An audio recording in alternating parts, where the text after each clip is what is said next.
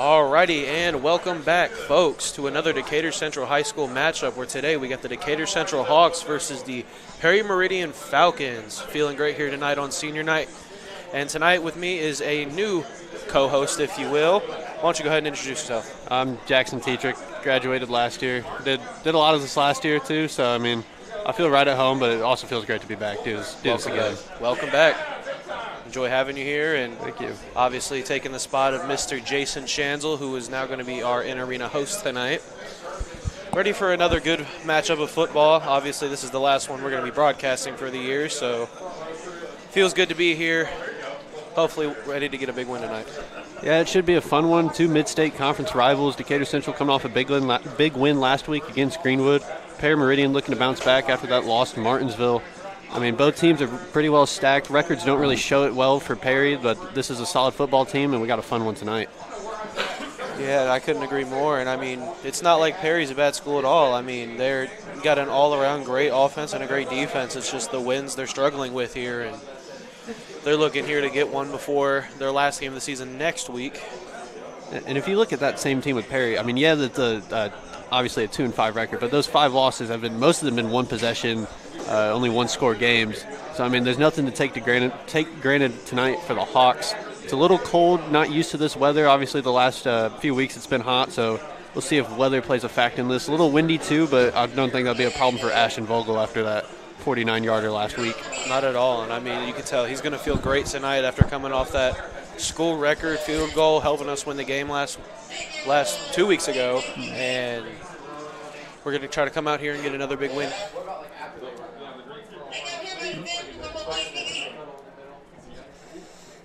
About 12 minutes to go to kickoff. I think a big storyline tonight will be Chris Richmond, obviously up there in the Mid-State Conference, and all of Indiana as well with their receiving touchdowns, 6 receiving touchdowns, averaging 74 yards per game.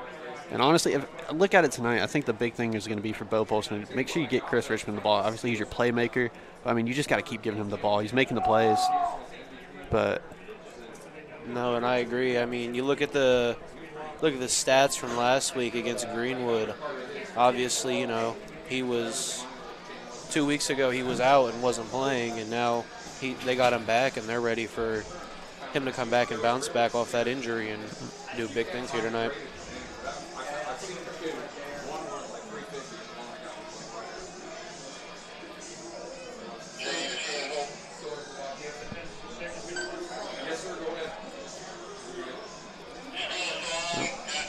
just looking at some of the other keys to the game for the Hawks tonight, I feel like we win at the line, win at the offensive line, defensive line, obviously win the battle in the trenches, but establish that run game early with Casey Berry, Albert Aguirre, and Impo Dodo. Obviously, it's a lot of depth at the running back position for the Hawks. You got 3 big playmakers. So, there's definitely plenty of options for Coach Enright tonight. Agreed. And some stats from Bo Polstein last week. He was 10 for 21 for 197 with 4 TDs and 1 interception with a long of 55 with a 100.6 QB passer rating. And, that's definitely a game that Coach Enright wanted, and that's definitely the game that he got. So, and I think for Bo, obviously, he's shown up some great – after that, obviously, injury at Whiteland, he's definitely came back from a lot. And the adversity he's had to face, and just to be able to put up these kind of numbers, and like I said, he's only a sophomore.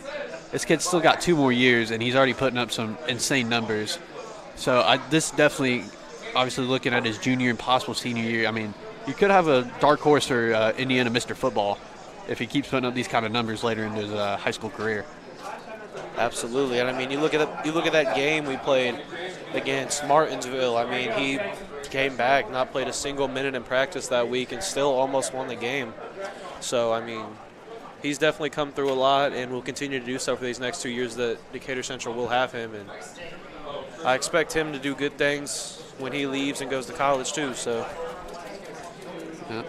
Obviously, Bo Polson, one of the very few D1 one of the D1 offers that he has. Obviously, some big names like IU, a few MAC schools in there as well. Obviously, being a Ball State student myself, I'd love to see him play some MAC football.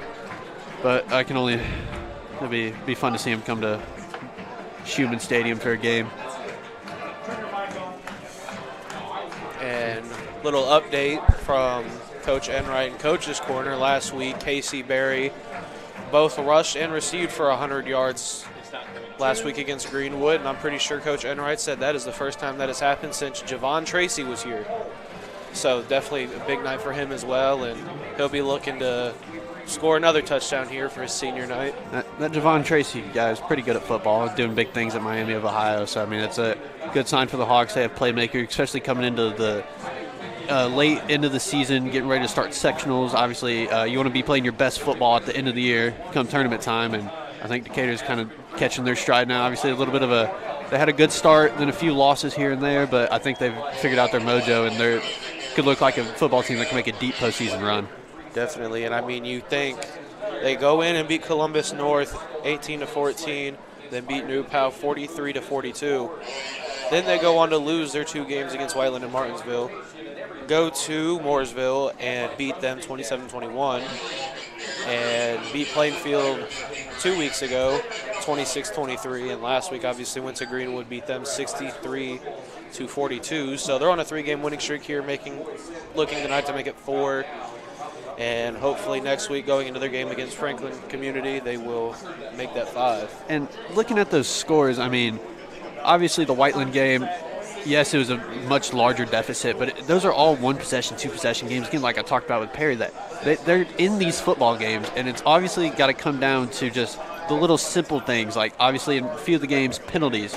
I know it's been a little bit at the start of the year that the Hawks struggled with was just discipline. But, I mean, as you get into later in the year, you start to figure it out.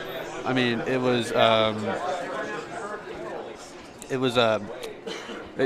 you got to sort the little things out.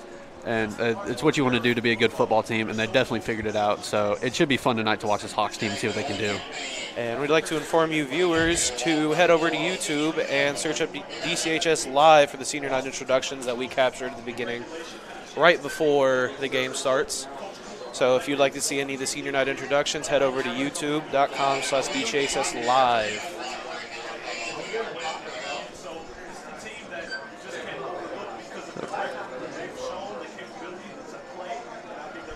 Head coach Kyle Enright looking for his 60th win. Says he's 59-22 overall. Looking to make it number 60 against the Falcons.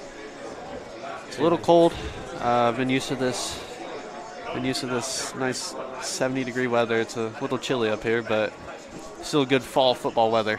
Finally getting that fall weather after it's been up in the higher mid-80s this week and some last week. And it's going to be fun to see, obviously looking at if you can see on our feed, the flag blowing, it's going to be fun to see how much Decatur Central wants to throw the ball tonight. Obviously, there's a huge wind gust coming in as it just blows our papers around here. There's a huge wind gust, so it's going to be a lot of the screen passes you've seen from the Hawks, like little screens, curls. But, I mean, I honestly, I won't be surprised if this first series you're going to see more runs than passes. Obviously, you want to establish that run game early, but with this high wind, it could play a factor here tonight, especially kicking, too, with Vogel. I mean, that kid has one of the greatest legs I've ever seen come through this high school. So, I no doubt for him, but it should be fun to see how weather plays a factor here tonight. I do agree with that. And I mean, weather's always a big thing in football, and obviously you mentioned earlier was penalties and mistakes, and that's what I talk to with Shanzel every time I'm on here. It's just football is one of those games of mistakes, and if you let up too many mistakes, it can cost you a football game. Here come the Falcons looking to bounce back and try and save their mid-state season. Obviously a little bit lower down in the conference, but there's still plenty of hope. I mean, anything can change in this mid-state. I believe it's a 3- or 4-way tie for second right now behind Plainfield. And Plainfield's only loss coming from your Decatur Central Hawks. So it's been very competitive this year in the mid-state, and it's great to see for just any neutral fan. I mean, any fan in general. It's just great to see all those being competitive again and just close games all around. Yep, and a few more game updates here tonight in the mid-state. You obviously have Perry Meridian versus your Decatur Central Hawks. You got the 6-1 Plainfield Quakers going up against the Whiteland Warriors here tonight at 7 p.m. The Mooresville, Pioneers? There it is. Mooresville Pioneers versus the Martinsville Artesians.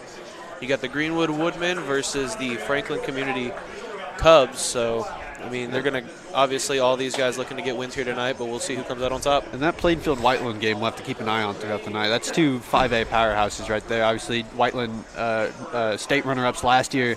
Plainfield, last year went to regionals, I believe, but they're still right now only one loss, so that'll be a close game to watch too. We'll keep an eye on it in the middle of the night. Hopefully Whiteland can help us out, give Plainfield their second loss, and then make it just a straight tie for first. So we're getting down to the bulk of it.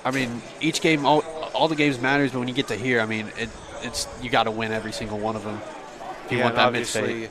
Yeah, obviously, you see this is our second to last game, so next week we go and Franklin comes here, and that'll be our last game of the season before the tournament starts. So we'll see how we play here tonight and hopefully carry that momentum into next week. So here come your Decatur Central Hawks.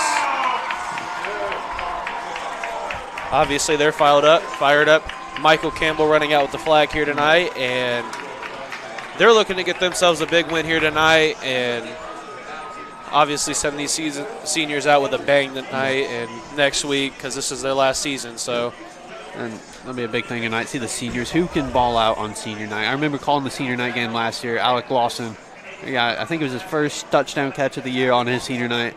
So it's going to be great to see what they can do on your senior night. It'd be great to see some trick plays in here, throwing in some people that aren't normally at where they're supposed to be. So.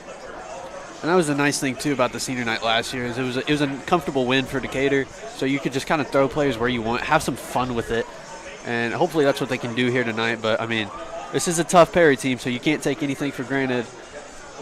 It'll be fun no matter what. Not at all. It's like we said earlier, Perry's team is good, but it's the win problem that they're having. They're getting tougher offenses than what they want, and it's obviously showing with their win record. They're 2-5, looking to hopefully win these last two games and make it 4-5 and save their mid-state season.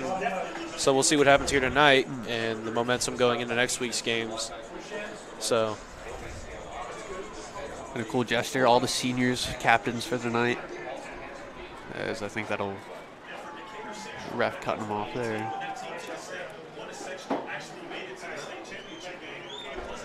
Got to give credit to the radio guys over here too. And, this is a big game for them, obviously trying to help save their season. So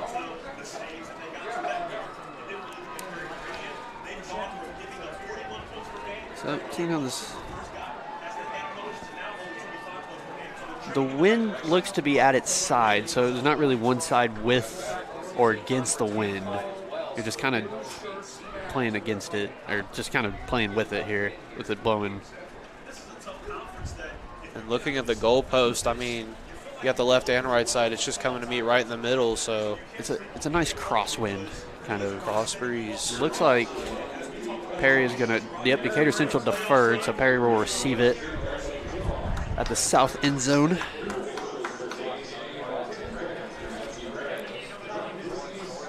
Obviously, the defense here fired up tonight. They've been a big part of the reason we're 5-2.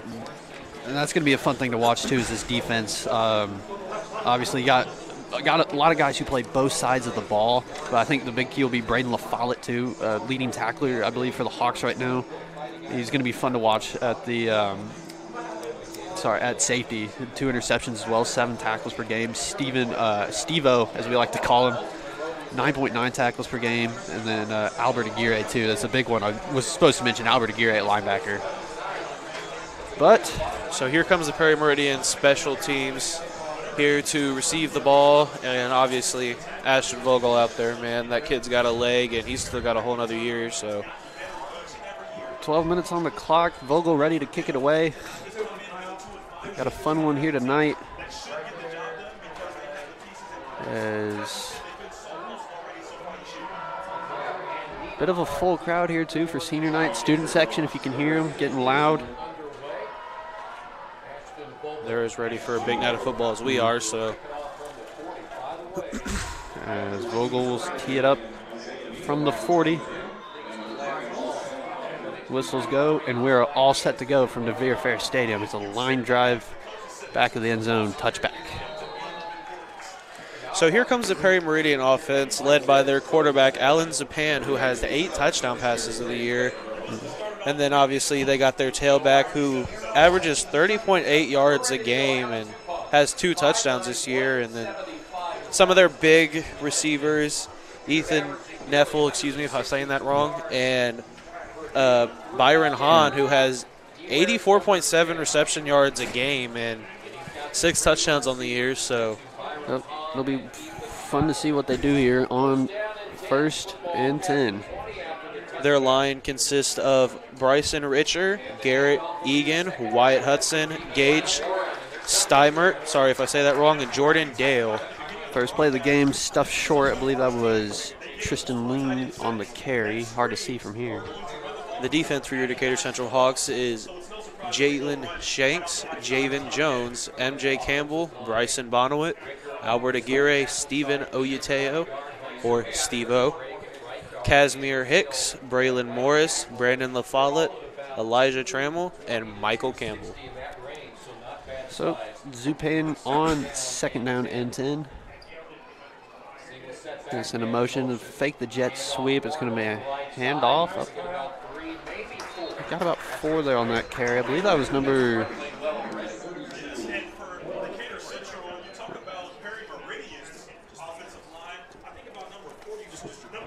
Oh, sorry. So, it'll bring up 3rd and 4 now for the Falcons.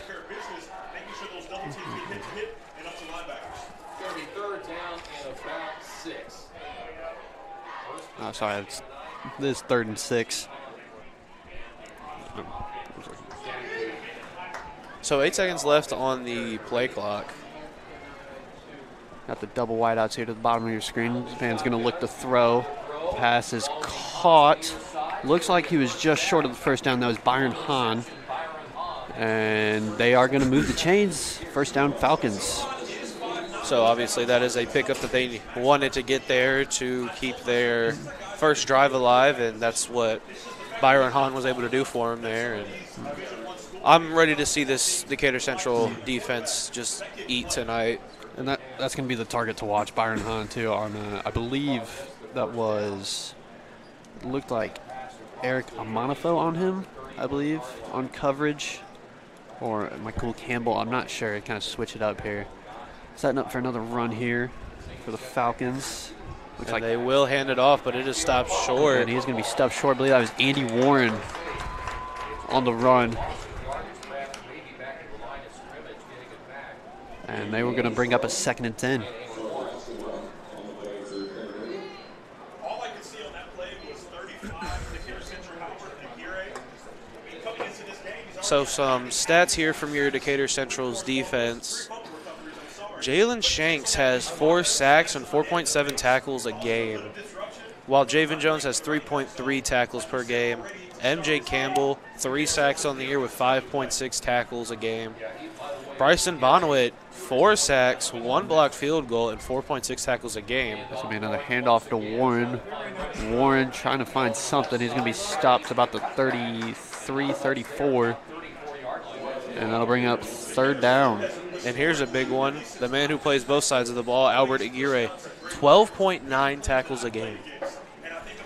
That's going to be the – I think he has a few interceptions in there as well. So obviously on a 3rd and long here, a 3rd and kind of medium, about 3rd and 8. Look to that throw again. Obviously Byron Hahn is going to be the main target as you see him line up here at the bottom of your screen. That's Casimir Hicks on him in man coverage here. So Brandon LaFollette has 2 interceptions and 7 tackles a game. And he goes right to Byron Hahn. He gets a 1st down to about the 48-yard line. And you look at people like Elijah Trammell who have an interception on the year. Michael Campbell has 5.9 tackles a game, 1 sack, then the big one, 4 blocked punts this year.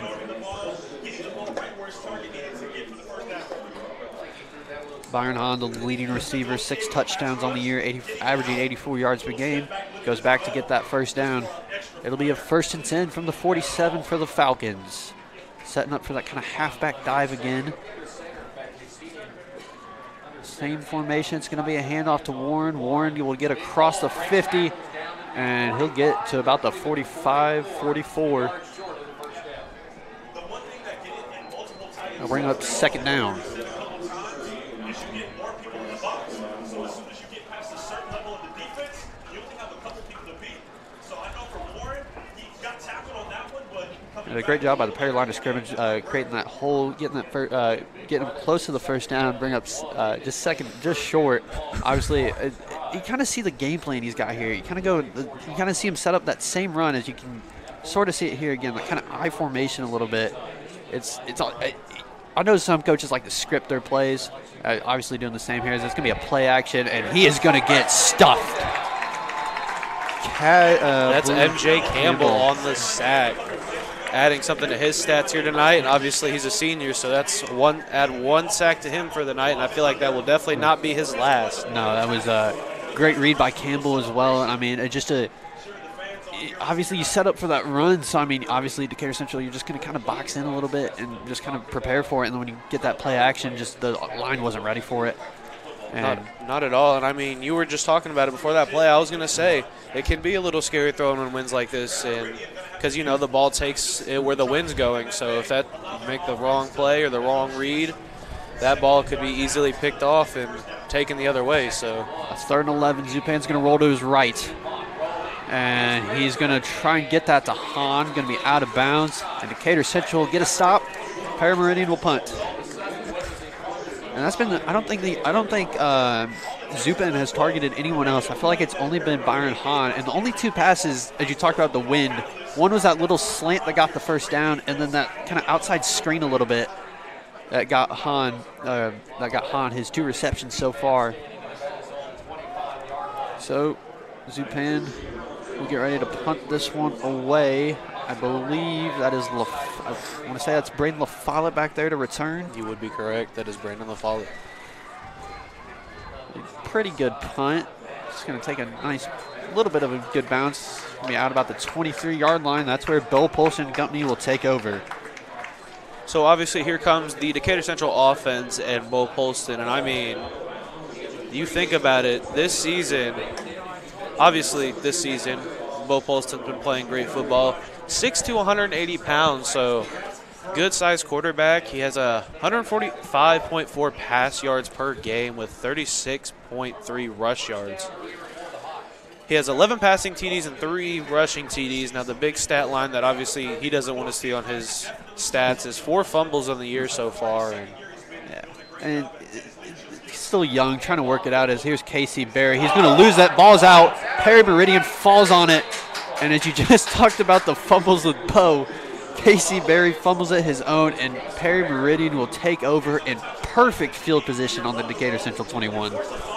Bad announcer. Oh, my fault, folks. So here comes the Perry offense, and Alan Zupan back on the field once again. So I talked about it earlier, too. That run game, got to establish it early. And, I mean, it's the last thing you want to do is this turnovers. It'll lose you football games. Is Perry coming to set up in that same offense they had last time, looking to at least get 3 out of this, as this is Andy Warren again trying to run it up the middle. He's going to be stuffed short of the line of scrimmage. So I know it's really early, but it seems that the only 2 people that have been getting the ball is Warren and Hahn. So I'm hoping to see some more variety throughout the game, and obviously, I mean, they're playmakers for both their teams, and they're going to continue to be that way. Obviously, Warren has 1 more year left, and I believe Hahn is not sure if he's a senior. Hahn also has 1 more year left, so they'll be able to have them for 1 more year. And if you think about it like in basketball, you want to guard your star 2 players as you got trips at the top of your screen. I mean, it can only work for so long till it doesn't work anymore. Is this going to be a handoff again to Warren, and then they finally work in the outside zone, inside-outside zone. Decatur Central ran it a lot last year. You set up that trips. It kind of gives you an option, kind of sort of an RPO. You can run or you can throw it, and I think it was a good idea to run there, kind of working the outside run game a little more. Andy Warren is. Usually 195 gains the advantage, falling forward after contact. Campbell out of bounds himself. So they're 1-4 in the conference, which obviously, you don't like seeing being that low in the conference, but there's nothing they can really do about it, and obviously they want that, and they're definitely going to try to fix that next year. So, 3rd down and 2. Can Decatur Central stop here? Run up the middle, Warren. He runs right into a wall. There's a group of Hawks there to tackle him. Believes they're going to call him short. Yep, they will. So it'll be a 4th down, but you got 4 down territory for the Falcons. I see why you wouldn't go for this. Yeah, I mean, they're close. Obviously, they'd want to take their points if they could get it, but I mean, you're on the 18-yard line. I mean, still early in the game. Give it a shot. If it doesn't work, you got them pinned here. So I mean, and obviously it's the first quarter, so it's very early. They can, and looks like they're gonna try and push the pile here. You see this a lot with the Philadelphia Eagles, as we're gonna get a timeout. Looks like they changed their mind here. Yeah, I don't think head coach Brett Cooper was not a fan of that one.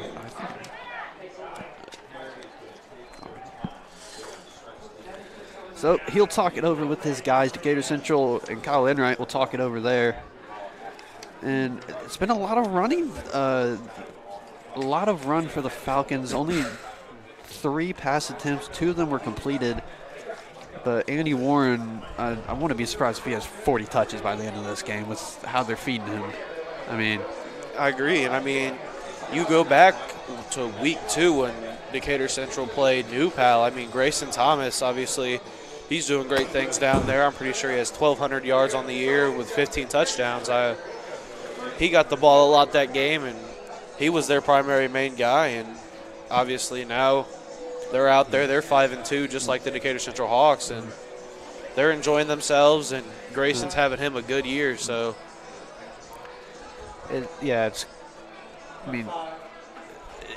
a lot of. You see it a lot now, especially in high school football. It's a lot of run.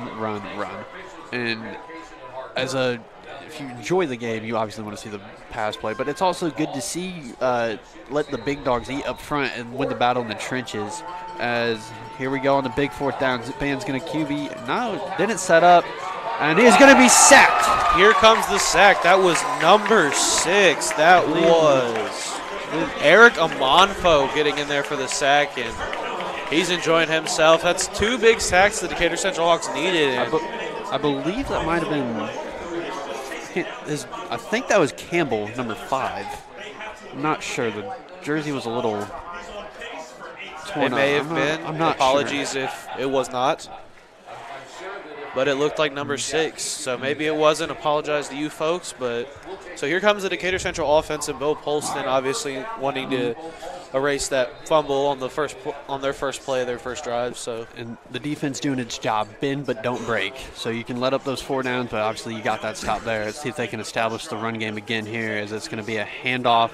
He's got some room to run right into the column. That was number 11. Impo Dodo. Yeah, Impo Dodo. He's been one of the top rushers this year for the Hawks.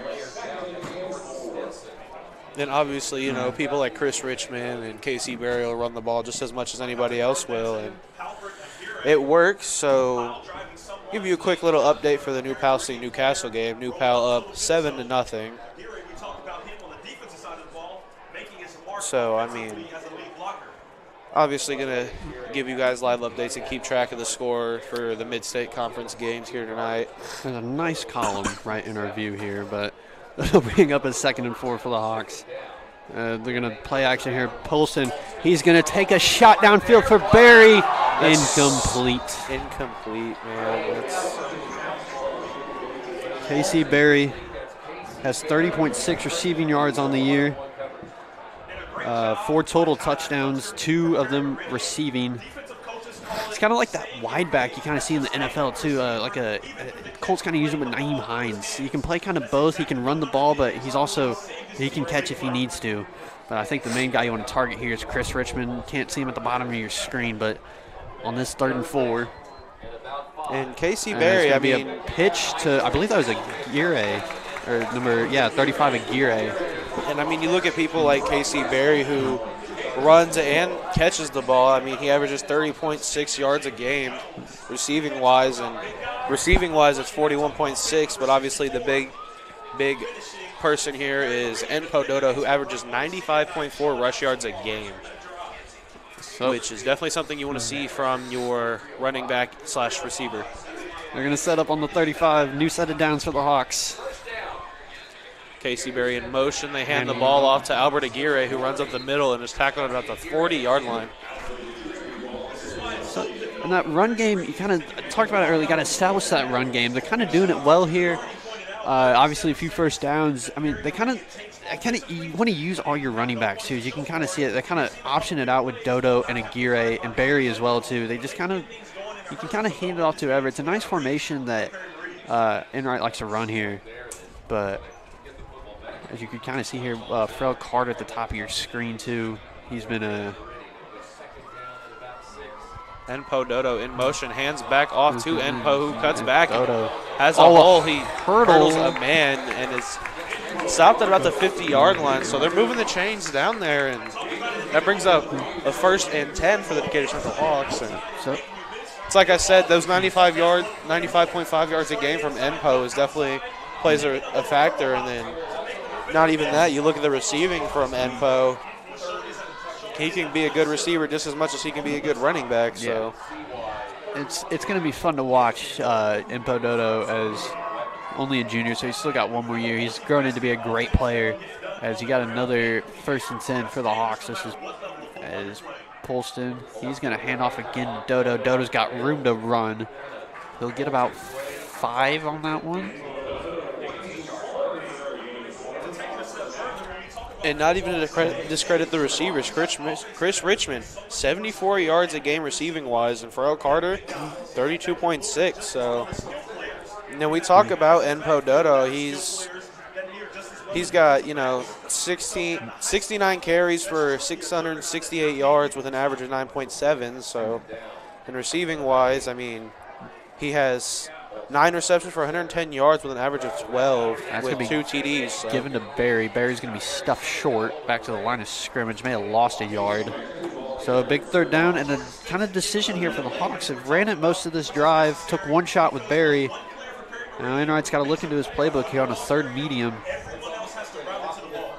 And I don't feel like that incompletion to Berry will discredit any decision made here. And they'll continue to throw this ball as much as they can, especially with this wind going in and out, obviously. You don't want to be against the wind because then it pushes the ball back and you got to put more power on it. But with the wind going the way they need to go, they could get that ball flying if they really needed to. And obviously you got to think pass here on 3rd and 7. As it's going to be a play action. Polston has to hurry. That pass is caught. Chris Richmond, the playmaker, still on his feet. Chris Richmond across the 30-yard line. I said it at the top of the broadcast. Get Chris the ball.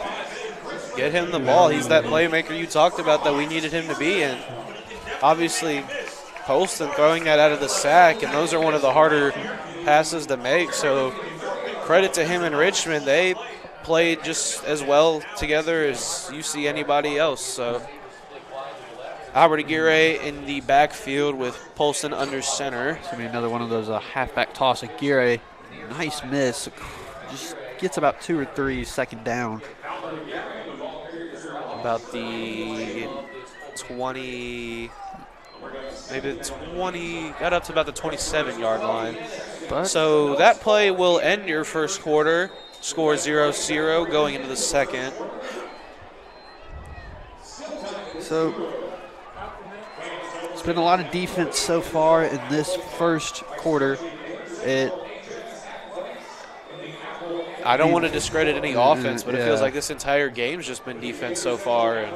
And you go back to that, obviously Perry had a missed opportunity. Decatur Central kind of lucky to get away with on that fumble there on the, was it, I think it was first play of the game? For their first drive of the game, first play of the game. First offensive drive of the game for the Hawks, fumbled. So obviously that kind of takes your morale down a little bit, but defense coming up big, bend but don't break, like they like to say. Held them short, stopped them on 4th. So the crosswind, obviously, big factor here. Obviously, not just for Bo Polston in the offense. Obviously, Ashton Vogel being the kicker and the punter. Wind is a big part of football, just like it is with penalties or anything else. And you never want to be kicking against because it's harder to kick there, but sometimes it's that's how it goes. And obviously right there you see our band section enjoying themselves here tonight on the second to last Decatur Central Hawks regular season game. So Chris Richmond obviously looking to get more targets here and a touchdown or more. So in Perry Meridian territory, ball on the 28. It's a 2nd and 8, so we'll see what goes on here. But you got Richmond at the top of your screen, Pharrell Carter here at the bottom of your screen, kind of setting up for another run. That's what I was about to say. I see another run here just to kind of see what we got going on. So it's going to be a play action. Polston looking for Pharrell Carter, overthrown. That'll be a 3rd down. Looks like he got tripped up there a little running his route, which if he wouldn't have got tripped up right there, that would have probably been a big play or a touchdown. So yeah, and I mean, Polston, he's got a strong arm, and I think they're a little bit too strong as he kind of hit it to the middle of the letters there in the end zone. So it would have been a tough ball to catch even if he wasn't tripped up. But yeah, that definitely does play a part, and it kind of just throws you off your route. And it's good to see Bo Polston getting all of his receivers into this game and trying to get them their targets that they need. So here's a 3rd and 8 for the Hawks. Trips to the bottom side of your screen. Polston, he's going to roll to his left, looking to throw. Passes incomplete. Looking for Enpo Dodo there. Yep. So that'll bring up a 4th and 8. I don't see why they wouldn't bring out Ashton Vogel. You got to on 4th and 8. Take your 3 points, get on the board, and take the lead with 11:49 left to play in the second. So I believe this will be about, let's see, ball's on the 28. If you add 17, I believe is what it is. Should be about a 45-yarder for Vogel.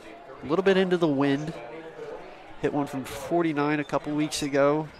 Setting that school record was definitely a big part of that too, and why he enjoys that. So kick is Vogel's up, and the kick is no good. Looks like it pushed a little right. Again, it's that wind as a kicker. You gotta take that into account. So had the leg. Obviously, we can't see the snap, so we don't know how good the hold was. If laces were in, laces were out. But I mean, it had the strength. That's the big part. Just pushed it a little right. So Perry Meridian will take over. So here comes Perry Meridian's offense back on the field, looking to take the first lead of the game and hopefully do what they can do best, and that is offense. Obviously, this running back, this run offense will be a big part of the game. Any offense is good offense. I believe that was Jonathan Hunter with his first carry of the game.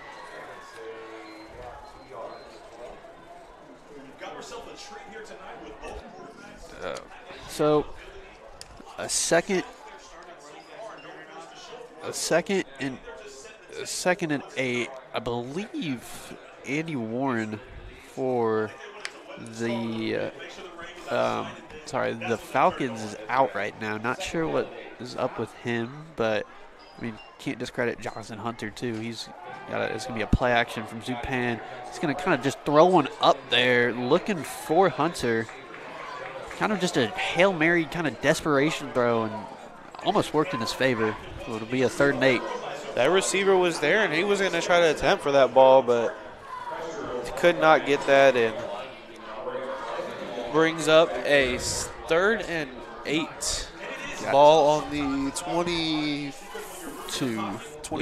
There's a 20.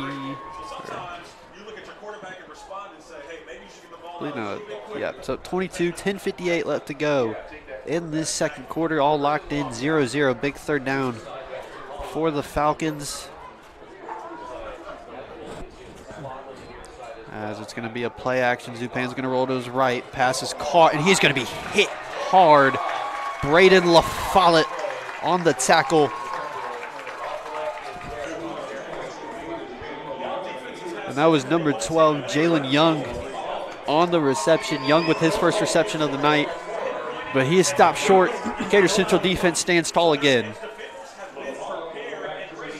So giving you some updates for the Mid-State Conference games. Plainfield and Whiteland still scoreless after I'm not sure if it's the first or not. It hasn't given me a live update quite yet. I believe most of these games should be in first. As that punt, I think, just got tipped. I don't know. It was a weird punt fielded by LaFollette at the 30. LaFollette's going to try and run this back. LaFollette in a 4-on-1. Helmet comes off.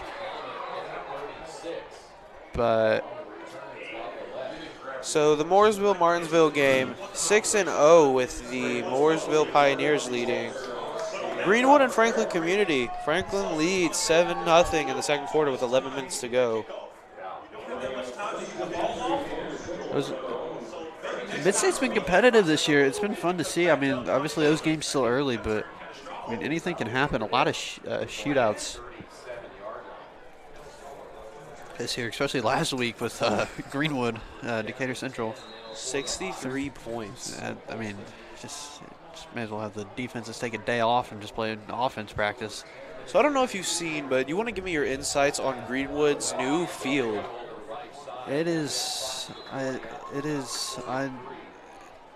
I've seen a lot of college football fields in my life. Boise State, you can think of them, they're blue turf, but I mean, it's just I don't know how to feel about gray on a turf field like that. Can't disrespect Greenwood, but I mean, it's just dull. I don't understand it. I mean, it's just not football playing on. I mean, I get the Boise State, obviously the bluegrass.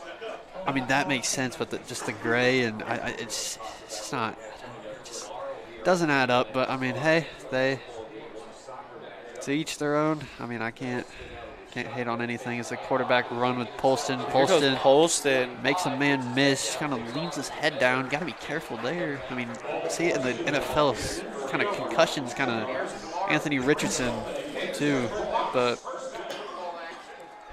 one of those, you got to be careful putting your head down like that running. But ball will be spotted at the 47, Decatur Central. 9:10 left to go in this second quarter. Fresh set of downs for Polston and company. And again, there's no holes between both these offenses or defenses. Both great, well-rounded teams, and they will continue to be so. And obviously for Decatur Central, it shows with their wins, but Perry Meridian. Another keeper with Polston. Polston kind of spins, dives his way for about a gain of about 5. They'll bring up a second down.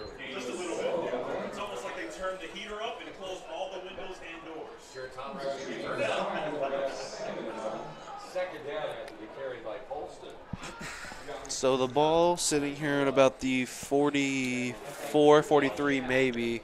Yeah, it'd be the 43. So to 2nd and 6 with about 8:15 left to go here in your second quarter. It's going to be a handoff to Aguirre. Aguirre tries to spin out of it. He's going to lose yards, and it'll bring up a 3rd and 10. Or they're going to actually, no, they call the forward progress. So he'll just get back to the line of scrimmage. And obviously that's great. You don't want to lose any yards. So 3rd and 7. So he loses a yard. But better than losing 16. So got some options here for Enright. Passing game has been a little bit of a struggle. Obviously the completion of Richmond has worked, but it's, I mean, you got to figure something out here. Is on a 3rd and 8. The run game is you got Richmond at the top of your screen, Carter and Dodo here at the bottom. And they're going to pitch it to, I believe that's Casey Berry, or no, sorry, Aguirre. Flag in the backfield, though. Hold on. Hold the play, folks. We may have a flag on the Decatur Central Hawks. And there's going to be a holding. Walk it back 10. Replay 3rd down. Unless high school is 5? I don't know. I think I need to stop talking. I talk about negative yards and then I talk about fumbles and a fumble. So it's a good old commentator curse. It happens to the best of them. That hasn't happened to me all year, and now it's happening. Oh, it's happened to me all last year too. It's seen it before in the pros too. Jim Nance especially. So it brings up a 3rd and 17. So obviously I see a pass play here, but let's see if we get surprised or not. And I mean, obviously the win, but you got to take a shot. Down here, I believe you got trips to the top of your screen. Yeah, trips to the top is going to be one of those like kind of 4 verticals you see in Madden. As here you go, Polston looking to throw over the middle, incomplete. Almost interception into double coverage, looking for Casey Berry. So here comes Ashton Vogel to punt it off. 7:05 left in the second, still scoreless after 1, and it's interesting to say the least. So Vogel will get ready to punt this one away. 7:05 left to go in the second quarter. Oh, the punt is blocked. Blocked, and trying to figure out who fell on it. But Perry Meridian in great field position on the 40-yard line. And again, the defense came up big with that fumble. Special teams making a play with the blocked punt. Perry Meridian has the chances. They just got to capitalize on this drive heading into the half. Yeah, looking to put the first points of the game as well. Obviously, Coach Enright would like to be up by 21, 14 points right now, but we've seen the defense and how they're playing tonight, and they're playing well, and they're going to continue to do so. So we'll see what they do here on this drive. Obviously, you know, MJ Campbell with, I'd like to say 1 sack, but I could be wrong. He could have got the other one, so my Zupan's mistake. going to shot downfield, incomplete. Oh, no. That is not a full no. Oh, that was no. So that'll seem that'll be pass interference on the Decatur Central. All right, they might hold. They might. I think it's a hold. I think they're going to say it's a hold as he kind of grabbed onto his right shoulder pad. I don't think it warrants a PI. Obviously, we don't have the replay ability to look up close. Oh, no, that's not a PI. Oh, I'm not sure about that one. Ooh, that one is a missed call there. You can't warrant a PI on that one. Well, whatever it is, sadly, the Decatur Central Hawks are forced to move back, and they definitely don't want that one. And like we said, we've been saying the entire broadcast, it's penalties are a big mistake, and they'll lose you football games. And right there, they made a mistake, and it costed them. And it's one of those things. I mean, you can't really blame them. It's no, not at all. 9 times out of 10, it's not really called as that snap is lost. Zupan falls on it, but I mean, it's Perry Meridian. I mean, you got that blocked punt, and now the PI call. It's kind of not gifting you the opportunity to score, but you're in perfect position. Something's got to happen. So that lost snap will bring up a 2nd and 13 for the Falcons. And we're looking for the first score of the game. One team looking to take control going into the half, so we'll see what happens here. Obviously, Ashton Vogel missed his first PAT attempt, or field goal attempt. Well, on a 2nd and 13, can the Falcons get something going? It's going to be a run play back to Andy Warren. Warren is going to only get about 1 on that one, so a 3rd down. And, I mean, it's you can only run the ball so much till you figure it out. And, I mean, just running the ball up the middle, I mean, you got to think of something else. I mean, obviously they took that shot downfield, got that PI, so, I mean. And it's like you said earlier, it's like some plays feel scripted, and they run it over and over again to the point where it has to work at some point. But right here, I mean, they haven't really found it quite yet, but he's still got those points he's needed, or those yards he's needed. So here comes a pass play, and that is caught. He's going to be short of the 1st down, though. Catch made by number 6. That is Byron Hahn again. The main target again. I think he's had the only catch, the only receptions for the team. So he picks up 10 there, but that brings up a 4th and 3. So we'll see what the Falcons sit here and think about. But offense looks like they're staying on the field, so that means they're going for it here. And I'm not too certain on this. I'm not sure how good Perry's kicker actually is. So, I mean, even though for most people this is a chip shot, I mean, well, not most people. I mean, high school, given anything. Obviously, to like a normal fan of football, it looks like a chip shot. But, I mean, you got a tough decision here. It's 4th and 3. Looks like they'll just take the delay of game and move back a few more yards, I believe. No, they're going to call it. They got the timeout off. Oh. So that will be their, I believe that's their second timeout. Yeah, they got one timeout left. With Decatur Central still holding on to their 3. Obviously, Perry used their first really early into this game. But it leaves you questioning, and if you're head coach Brett Cooper, you got to really think this through here because it's a 4th and 3. Your run plays haven't been working that well. I mean, you only get about 1 or 2 yards. That last pass play worked. It leaves you with a bit of an option. I mean, I think is a perfect time to look for that kind of RPO, and it's going to be all down to Zupan to read that. And he did well last time on that RPO. He got that first down. But, I mean, it's a tough spot as a head coach here on a 4th down and 3 because it's not a 4th and 1 that you can just QB sneak, get through, and then it's a first down. It's going to be an interesting play call here to see what they come up with. Yeah, and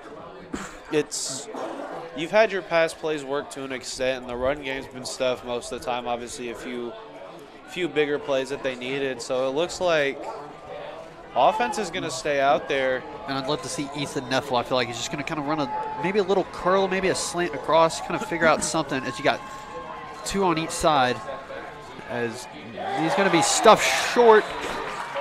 And Decatur Central bend but don't break. They get another 4th down stop. And I'm not a big fan of that play call there. As you kind of had Neffel running a fade, but obviously Ethan Neffel, only 6 foot 170, not really going to be making any contested catches. So it's a tough position on a 4th and 3 to make a play call like that. But Decatur Central defense stands tall, and with 4:32 left to go, can get some points on the board before the half. So here comes Bo Polston and the Decatur Central Hawks offense back out here. So they're going to have Albert Aguirre. He's going to be running what I like to feel like him and Enpo just be splitting these snaps at the running back position. Speaking of Enpo, handoff to Enpo Dodo, who makes a few men miss, but he's downfield. I think he may have either got back to the line of scrimmage or lost a few yards on that play. So I believe he lost 3 on that. It'll be a 2nd down and 13. So 2nd and 13 with 4 minutes left to go in the second. And I believe that is Aguirre in the backfield. That is Aguirre in the backfield, Yeah. yes. As they're going to send Dodo in motion. Polson on the play action. He's going to look to throw. He's got Dodo. Pass is caught. And across the 45 to about the 48. Hawks will move the chains. And that's just a nice route there from Dodo. Kind of like a little wheel route you see that most running backs run. And when a wheel route works, it works, man. They get open and they work, and when they do, it can result in big plays. So he'll get to the 45, 1st and 10 for the Decatur Central Hawks. The pitch to Aguirre. Aguirre steaming downfield, running that north-south football. He'll get to about the 49. 49, mark it at the 50. Yes. So it'll be a 2nd and 5.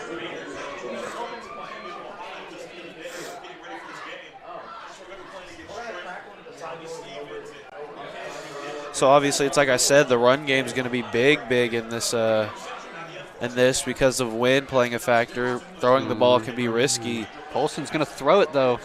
Loses it, and it's right into the hands. And, oh, my goodness me, that is number 37 for the Falcons. That is Jacob McClure. And it's just simple mistakes, as a quarterback, it's kind of quarterback school 101. And it's unfortunate for the Hawks as Perry Meridian with another opportunity now on the 45, 44-yard line to put something on the board. 2:52 left to go in this second quarter, and you feel bad for Polston, man. It's just unlucky. It's unfortunate, but it's simple stuff you got to make. Yeah, and I mean, I literally just said it. It's risky throwing the ball, and Pass right is gonna- there, that was almost almost picked off. intercepted That was again. Oyateo. Yeah, Steve-O almost answering right back with a big pick.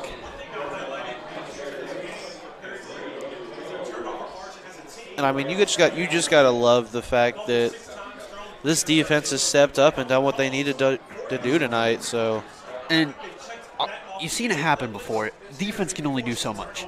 I mean, obviously they say defense wins championships, but I mean, they get tired after a while. And you get to here, and it's like, it feels like Decatur Central's the defense has been out there for so long, as this is another run play. Big stiff arm, and he's got room to run. That is Jonathan Hunter.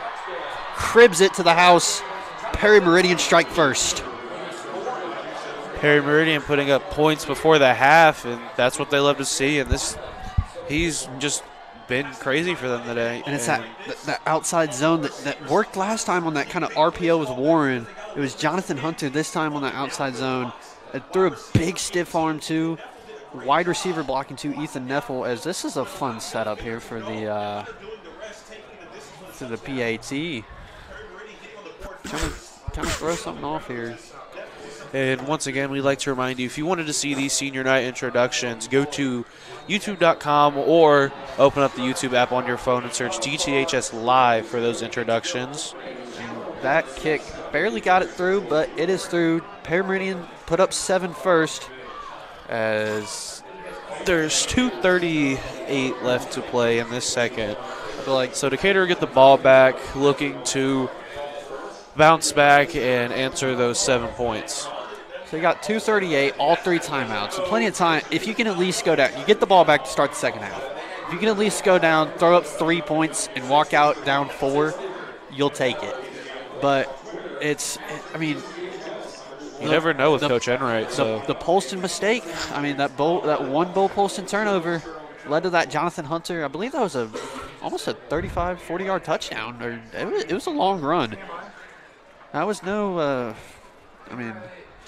easy run. Yeah, but the outside zone, they've been running that kind of like halfback dive all game, and then you finally get that inside-outside zone working again, and it'll work eventually. Yeah. Obviously, Decatur looking to answer these 7 points. Yeah, so it's one of those that you can't. Obviously you do get the ball back to start the second half, but right now Perry Meridian has all the momentum. You got to put some points on the board on this drive. You cannot walk away empty-handed again, as they kind of squib this one, and it's going to be kicking out of bounds. So Dodo and Hicks were back there ready to receive if that was going to go back there. But it's squibbed right to LaFollette with the heads-up play to just let it run out of bounds. But now it's on the Decatur Central offense now, and Polston's, you gotta just put that mistake behind you. It passed. You got a new drive, new set of downs. I believe they're going to spot this at the 50, so it's a good starting field position for Decatur Central. Now they're going to move it further. Whoa, now. Are they going to re-kick us? Looks like they're going to re-kick here. So they're just going to add 5 yards back and just kick it again. Obviously, I think Enright wants a chance to return it here. You got 2 big playmakers back there. That's Hicks and Dodo, I believe. Yeah. And obviously Hicks, he's a sophomore, and he'll continue to be here. Obviously, no touchdowns yet on the year, but he's looking to get that up. And that's squibbed right back to LaFollette, I believe. LaFollette, I believe that was? Yep, that was LaFollette. So he'll be stopped the 40. So you got 2 minutes, 34 seconds. You got to get 60 yards to score.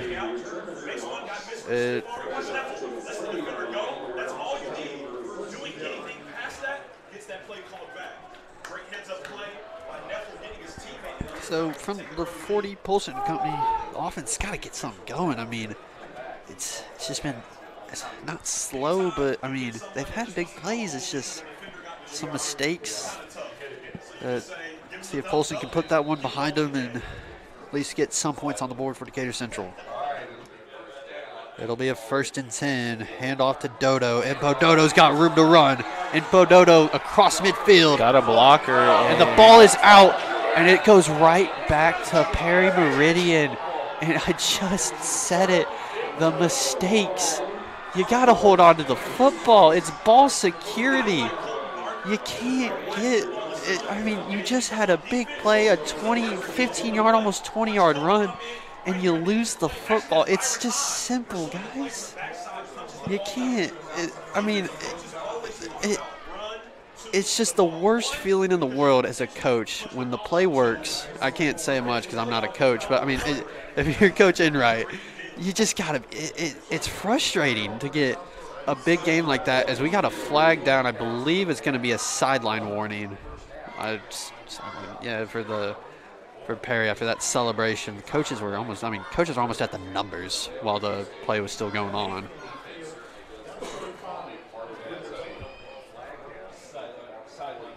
Yeah, it'd be a sideline warning.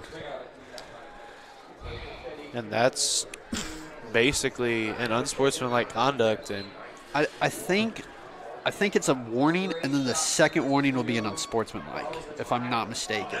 I believe, because, yeah, they're still going to spot it where the ball was lost. So it's a first warning, then your second one will be an unsportsmanlike in a 15. And obviously, you never want to see your players doing that. But coaches, I mean, you got to show an example for the kids. And getting that is just not what you want to see. It's not like they were, out there gloating. I mean, you get a big play, obviously, you go down, score 7, first play of the next drive, you get the ball right back. So, I mean, obviously you're excited. Just got to kind of control it a little bit. But didn't lose any yards, as that play will only result in 1 yard, and it'll bring up a 2nd down and 9.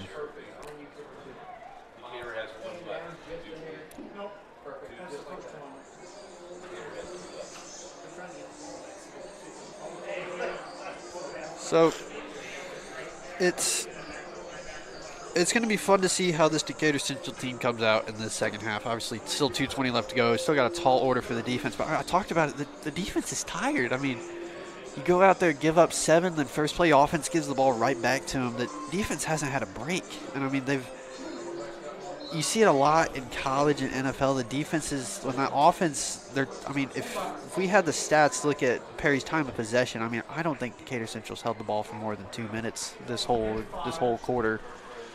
Yeah, it's hard. I mean, it's a cold windy night, but that's something you just got to get through. And it's been a struggle, it seems like, for their offense. So we'll see what they can do here on this drive. So from the 45, Zupan and company will try and answer before the half to make it a 2-possession game. Zupan's going to look to throw. It's going to be a little screen to Han.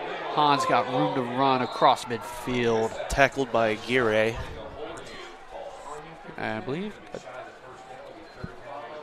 So it'll be a 3rd and 3, I believe.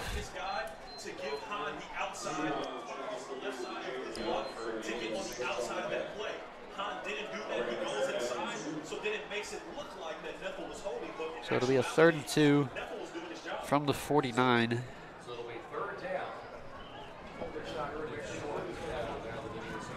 Zupan, you got Neffel here at the bottom of your screen. And it's going to be a handoff to Andy Warren. Warren chugging down the field. He's going to be just shy of the first.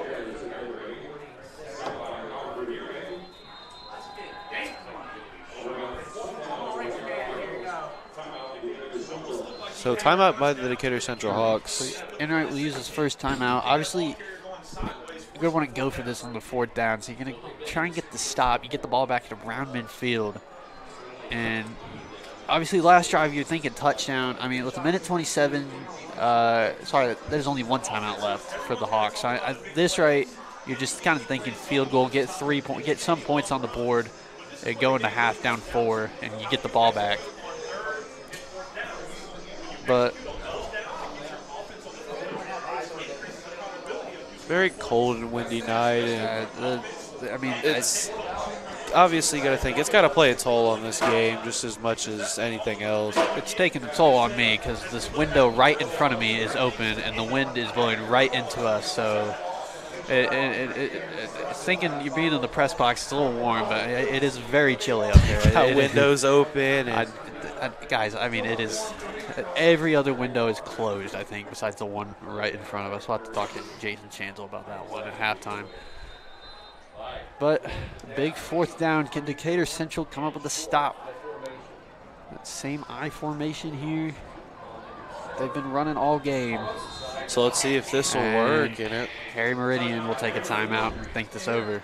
I don't think head coach Brett Cooper liked that formation.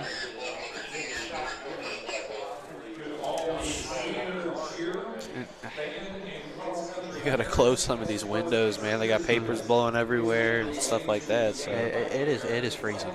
There's no other way to put it. I should have worn my sweatpants. I love fall, but the wind is not it. Especially.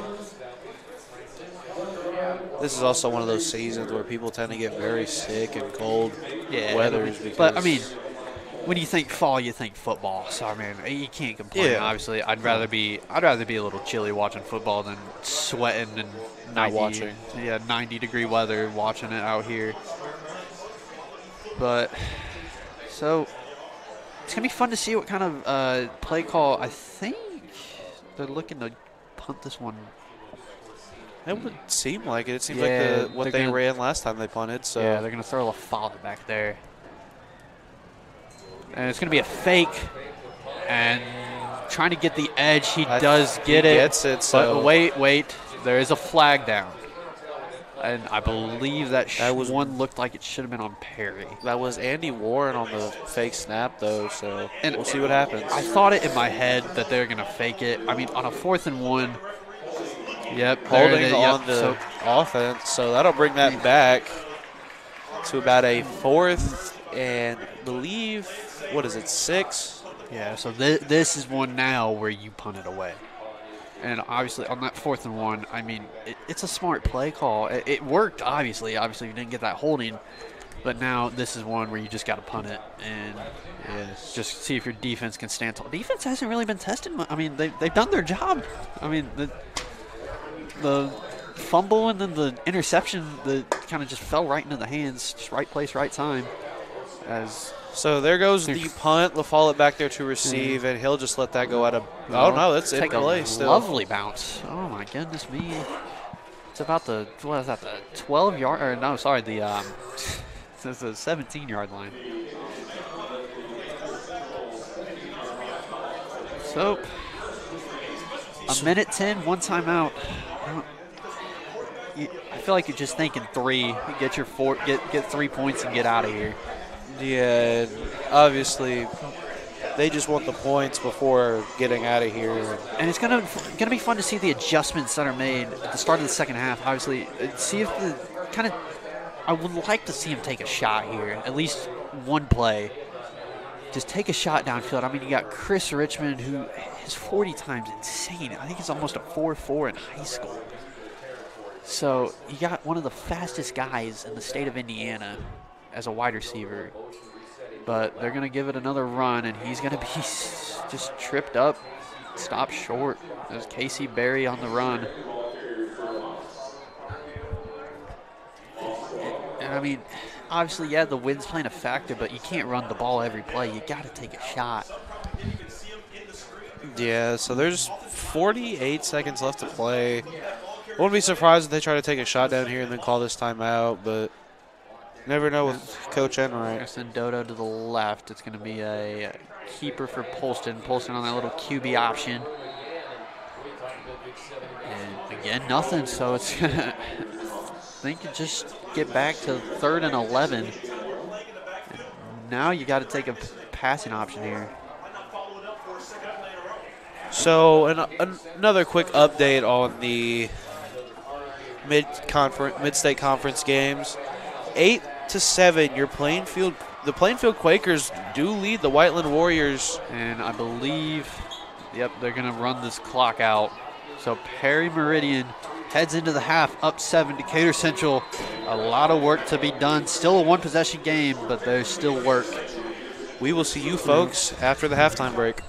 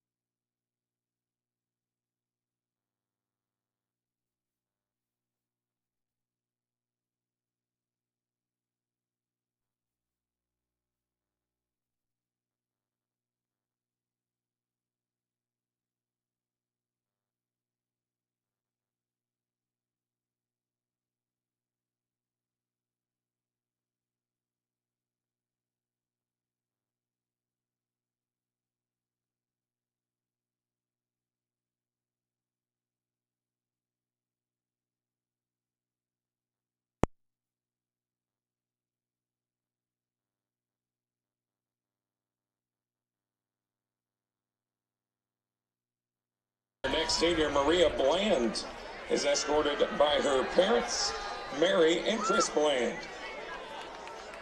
Our next senior, Danica Core. Danica is escorted by her mom, Michelle, her sister, Taylor, her brother, Bryce, and her boyfriend, Dalton. Our next senior is Juan Cosme. He is escorted by his mom, his aunt, and his grandma. Our next senior is Rylan Crandall. He is escorted by his mom, Danielle, his dad, Jeremy, and his stepdad, Chris. Our next senior is Colton Cummings. Colton is escorted by his mom, Chelsea Pedry, his dad, Chad Cummings, and his stepdad, Bobby Pedry. Our next senior is Grayson Devening. He is escorted by his mom, Melissa Devening, and his grandma, Karen Edwards. Our next senior is Aiden Duran. Aiden is escorted by his mom, Megan Duran. Our next senior, Fiona Farrell, escorted by her parents, Shelby Farrell, Randy Bolin, her brother Shepard, and her sister, Carly Farrell. Our next senior, Mahala Francis, is escorted by her mom, Ty Francis, and her dad, Tony Francis. Our next senior, Amaris Garcia, is escorted by his mother, Mamie, and father, Amaris Garcia, Sr. Our next senior is Braden Hartloff. He is escorted by his mother, Misty, his father, Brandon, his sister, Morgan, and his brother, Brendan. Our next senior is Charmaine Henderson. She is escorted by her mother, Melody Henderson. Our next senior, Marissa Lorenzo. Melissa is escorted by her parents, Ania and Gremius Lorenzo. Our next senior is Matthew Monroe. Matthew is escorted by his mom, Jessica Thornton, and his grandma, Michelle Petty. Our next senior is Ava Moore. Ava is escorted by her parents, Kelly and Jeremy Moore, and significant other, Wyatt Anderson. Our next senior is Kayla Pimentel Contreras. She is escorted by her parents, Renee Pimentel and Esperanza Contreras. Our next senior is Jasmine Price. Jasmine is escorted by her mother, Jessica Goodwin. Our next senior, Aiden Romer. Aiden is escorted by his parents, Megan Romer and Randy Fast. Our next senior, Dominic Rybecki. Dominic is escorted by his mom, Amanda Alamio, and stepdad, Richard Alamio. And our final senior, Imogen Sosby. Imogen's escorted by her parents, Katie Sosby, Calvin Dumas, and Bud Sosby. Ladies and gentlemen, let's hear it for your 2023 band seniors.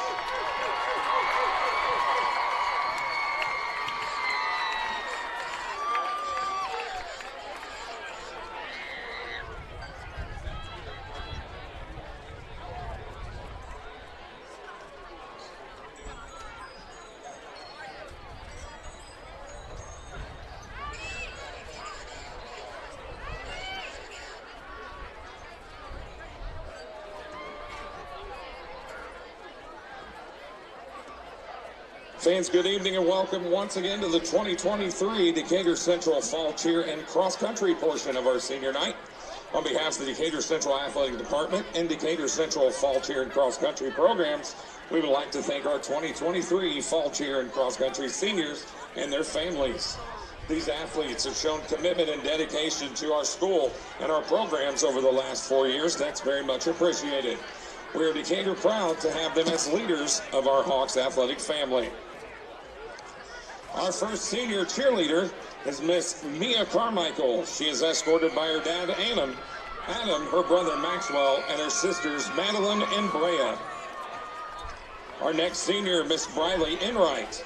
She's escorted by her mom, Bridget, her dad, Roy, her brothers Bryce and Michael, her sister Brooklyn, her nephew Bo, and her brother-in-law Luke. Our next senior, Miss Olivia Fredericks.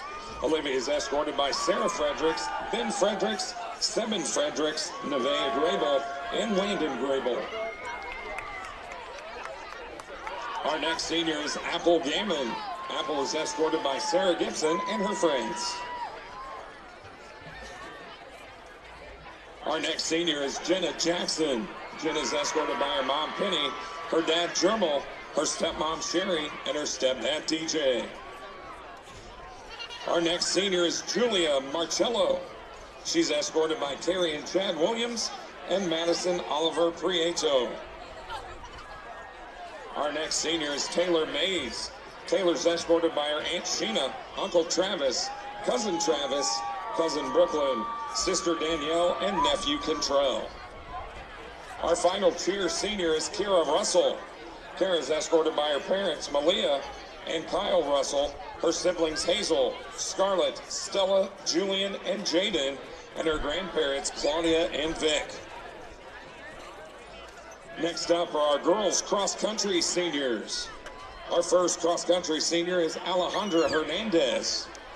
She is escorted by Rose Angel Casimiro, Shirley Casimiro, and Isaac Hernandez. Our second girls cross-country senior is Bailey Kennedy.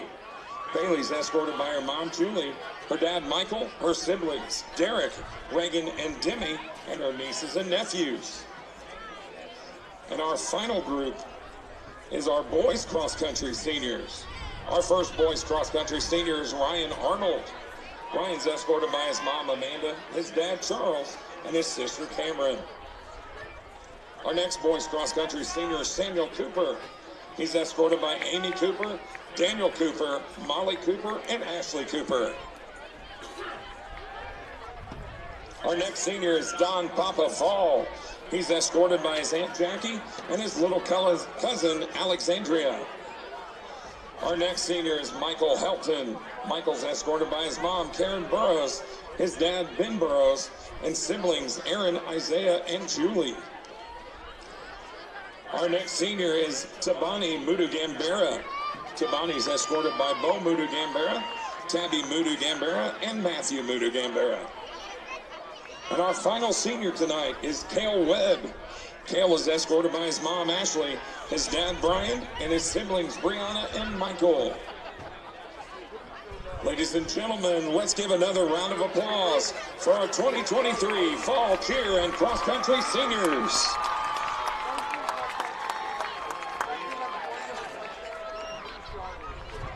Fans, let's please welcome to the field the Decatur Central High School Marching Band and Guard.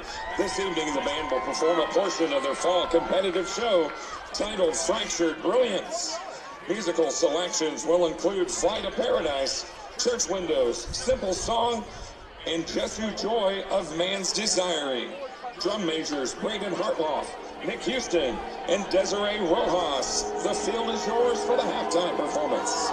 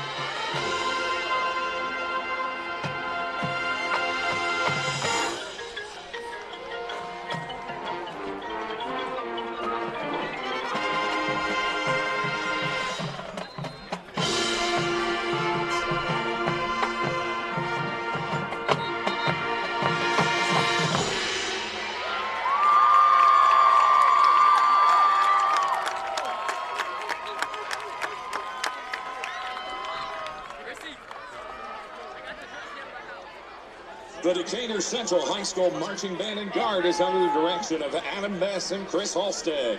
Additional staff include Harley Blaine, Sam Merkling, Raina Campbell, Stan Story, Isaiah Mason, Matthew Malloy, Tony Myers, Grant Mason, Ashton Halliburton, Rochelle Lynham, and Elizabeth Lynham. The band will continue their fall season at ISSMA Regional Contest tomorrow at Center Grove High School, October 7th. We wish them good luck and good skill as they continue their season. Go Hawks!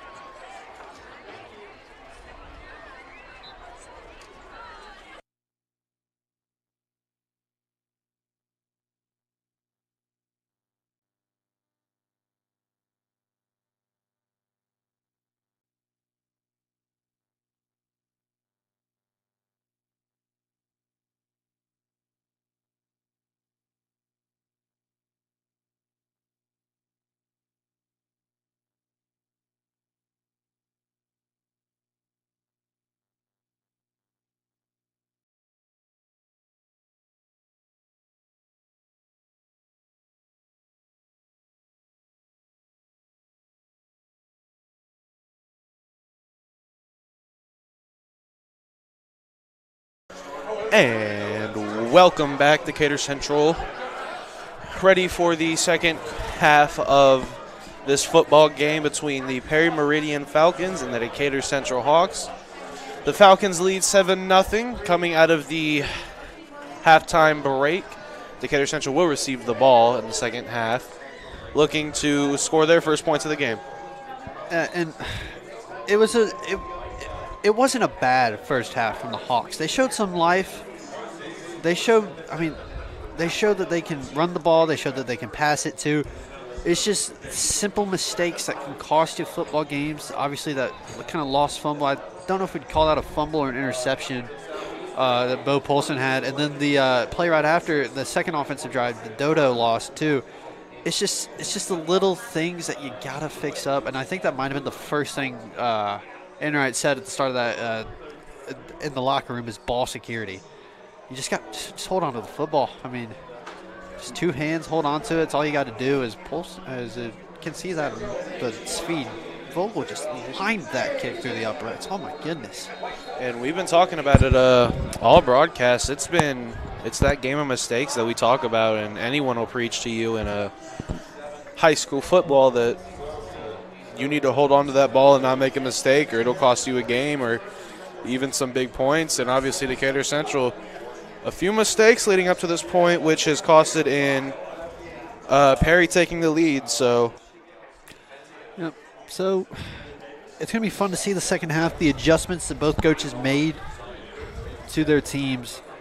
And at the end of the day, really, it's all going to come down to, it's just all going to come down to the fundamentals of, obviously, Perry Meridian obviously had a lot of chances that they missed. Decatur Central defense standing tall. Defense has a little bit of a rest. Hopefully the offense can get something going. And I'm not a rocket scientist, but you got to score on this drive. You got to score. You got to put up some number, whether it's a 3 or a 6 or a 7. You've got to put something on this drive right here. You cannot walk away empty-handed to start this third quarter. I do agree with that. And quick mid-state conference game update. The score is still 8-7. Plainfield leads Whiteland. Mooresville down 20-6 against Martinsville. And then Franklin leads Greenwood 21-0. That is a great tackle. I believe that was Perry Meridian number 7. Colton Barker. Yeah, that is a great open field tackle, because if he missed that, Richmond, would have had more yards. He did a great job to keep him, get that kind of shoestring tackle there, kind of stop him. I think he only got to about it looks like they're going to mark him at the 16, 17-yard line. So Polson and Company will take over for the first drive of this second half. And you got to get something going early. I'd like to see him take a shot here early.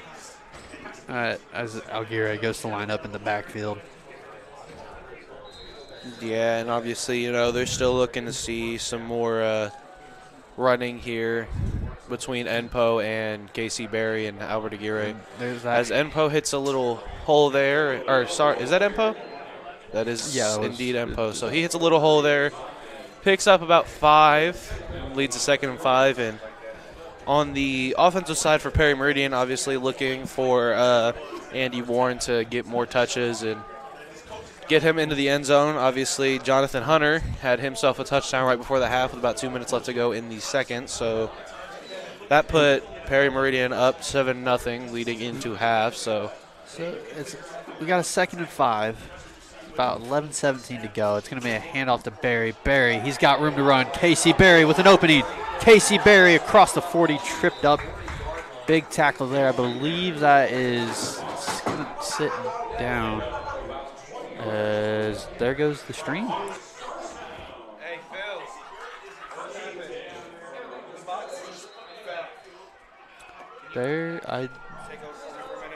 So I will do my best to commentate this as all video is gone, I believe. I don't know if the stream shut down or we will have no video. I don't know if it says we're still live. Okay, so I'll do my best to radio this for you. We're just going to have to.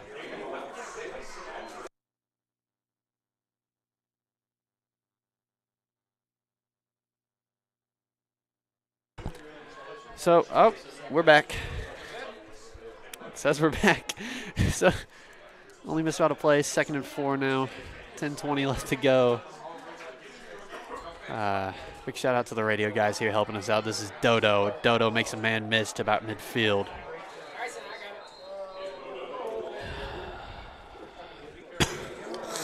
So we got a flag due in the backfield. May have to walk this one back, and they will be a holding on the Hawks. Sorry about that, folks. A few technical difficulties up here, but we got it back, and we're ready to continue. So 2nd and 4 for the Decatur Central Hawks. It's the play. It's a holding, so they're walking it back. So it'll bring up what was now 2nd and 15. I feel like this is one of those you got to get your passing game going again. 5 yards back from where they originally started. So looks like it's going to be another one of those runs, kind of send no one in motion, but they will throw. Polston just kind of overthrown to Dodo, and not Polston visibly frustrated about that play call. I'm not sure. It's one of those you got to catch. I mean, it was a little high, too. So what do you think Coach Enright said in the locker room at halftime to these guys that'll try to get them going here? Hold on to the football. I mean, obviously hold on to the football, but I mean, you gotta. It's one of those things where, like, it's not that you're doing, like, your schemes are working, plays were working. It's the simple mistakes. So just kind of keep doing what you're doing. As Polston's going to look to throw again. Polston over the middle, and it is just underthrown up to Pharrell Carter, and it's just a. So this is nothing against Bo, but I feel like at the moment right now he's trying to force a few of these throws, which obviously is resulting in incompletions and frustration between him and his receivers. It wasn't I wouldn't say the throw was forced. I mean, it's kind of the route you're looking for. He's just you got to take a step back. Like, he had that lost fumble in the first half. You just got to take a step back, relax. Just kind of hope your defense kind of stops him here. But almost lost that punt. It's just a high fly ball that's going to bounce right back, and Vogel's going to pick it up again and run it. Are you kidding me? What a heads up play to pick it back up. All around didn't work. I mean, it gave him no time to punt. As obviously, one got blocked, and then this one was almost blocked. It was just a kind of a pop-up.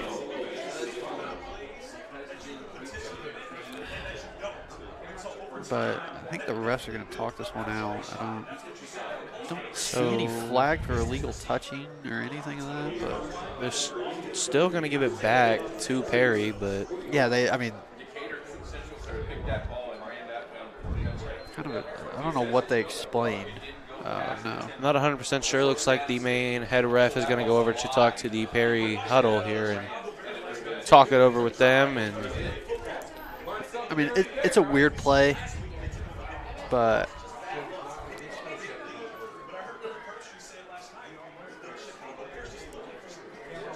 so I mean, yeah. But if you're Bo Polston, just take a step back, relax. You're still in this game, still a one-possession game.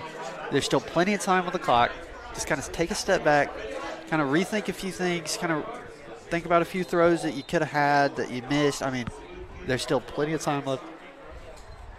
There's still plenty of time left in this ball game. This is going to be a handoff to Andy Warren. Warren across the 40. Warren across the 30. He's going to be stripped up.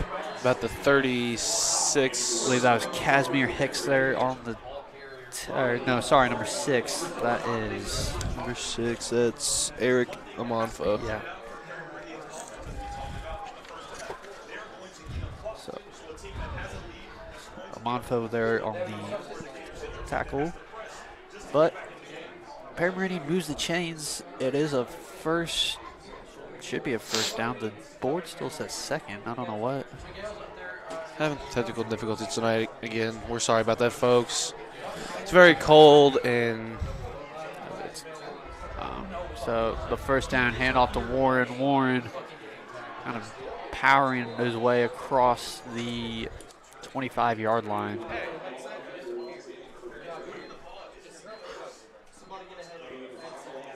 So it'll bring up a 2nd and 6. So 8:44 left to go in this third quarter. Gator Central defense just trying to, I mean, a lot of the pressure's been on them. Just kind of hold the ball. Just hold them here. Best bet's hold them to 3, but it's going to be another handoff to Warren. And Perry's just getting this run game going. I believe that was number 65. That was looked like number 65, Garrett Egan, that lead blocker there, doing a great job of just kind of pushing him along. Warren just kind of following step behind him.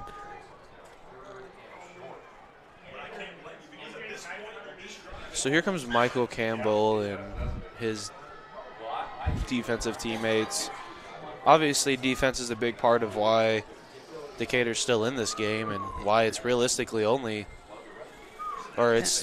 just realistically the one-score game. So there's no big lead here, no big deficit. You got him in a 3rd and 4. Perry kind of quick to get to the line. You got 2 seconds on that play clock.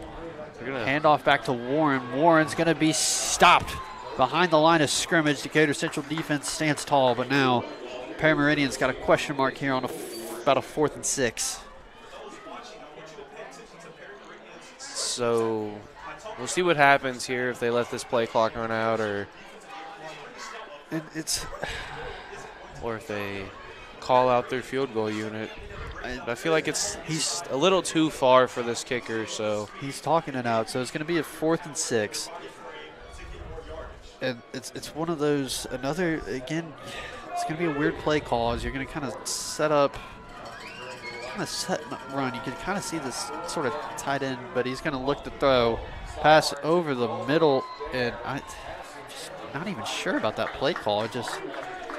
Throw is nowhere near him, but Decatur defense yet again stands tall. Turnover on downs, and the offense will get the ball back.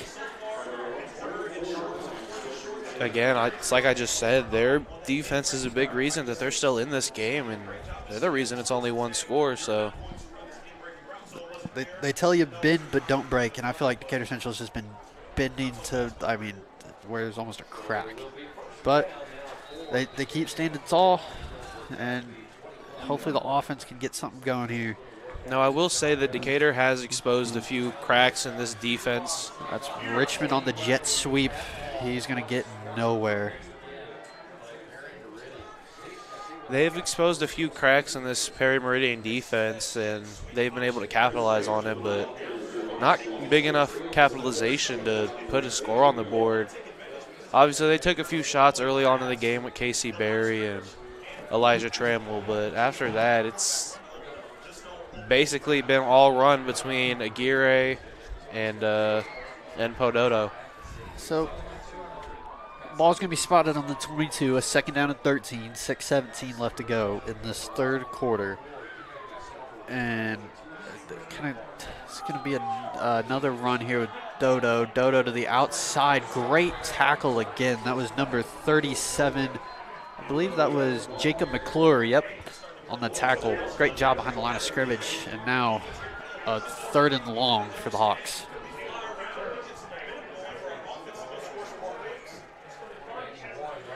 And obviously you look after the halftime, Perry's offensive guy, Byron Hahn, has been kind of quiet here recently.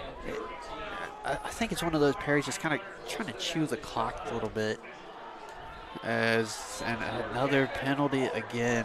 False start, walk it back 5.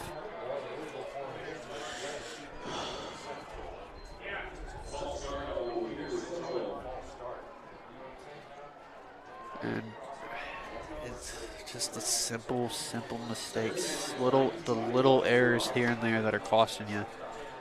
And now you got to take a shot on a 3rd and 19.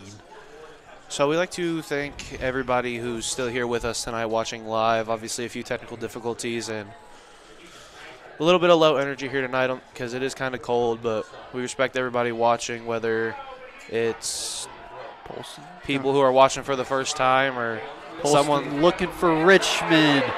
Incomplete. That was number 6 for Perry. Byron Hahn making the play, doing it on both sides of the ball, offense and defense. And now Perry Meridian in some fantastic field position to go up 2 scores. Again, everyone here tonight, thank you. And we're very sorry for this low energy. And it's just very cold and kind of a gloomy night. But thank you to everyone, my parents included, for watching this game tonight. So thank you. So, as this ball will be... sorry. Vogel on to punt this one away. Last 2 punts have not gone their way. Let's see if this one can be a little bit better. Almost blocked again, but gets it off. And it's going to take a nice Decatur Central bounce roll across midfield to the 46. That is where Zupan and company will take over to put this in a 2-score game.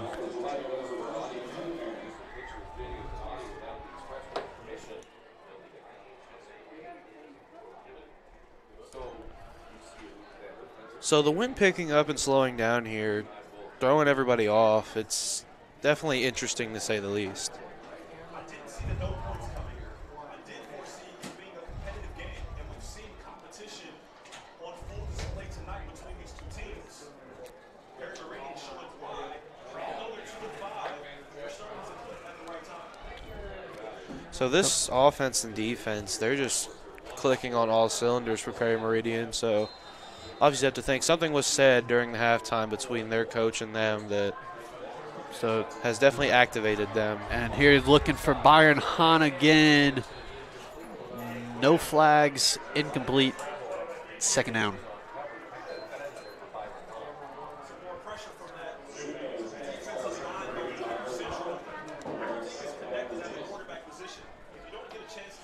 So they took a shot downfield, couldn't connect, brings up a 2nd and 10. Ball's on about the 48-yard line. So some good field position was given to them. Yeah, and the defense for Decatur Central is tired, I feel like. I mean, they've been out there for so long.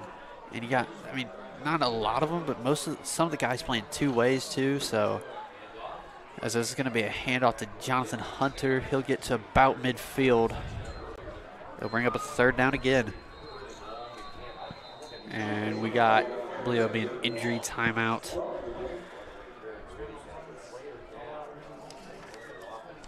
So, as we hope he is okay.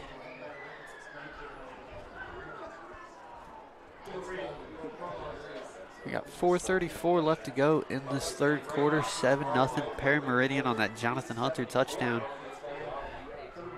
And for Decatur Central, it's been a little bit of a struggle to get something going on offense. The defense has played, I mean, you could say lights out. I mean, they did give up 7, but I mean, the defense has kept them in this football game. And it's only third quarter, still 4 minutes to go, and then another 12 minutes of football left to be played. Anything can happen here.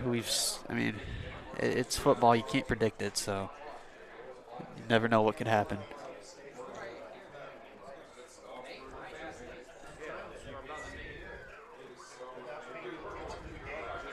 As Perry Meridian player will walk up, it's great to see.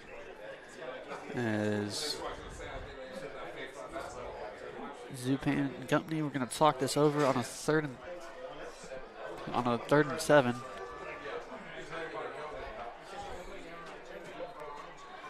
Decatur Central defense will come back out. Another big third down for the Hawks. Can the defense stand tall again?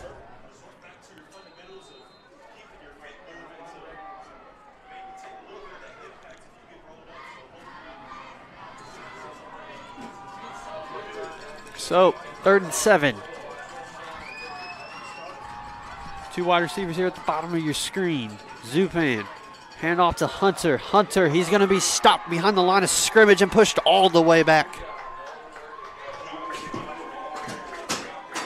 And we have lost video again. So, on a 4th down,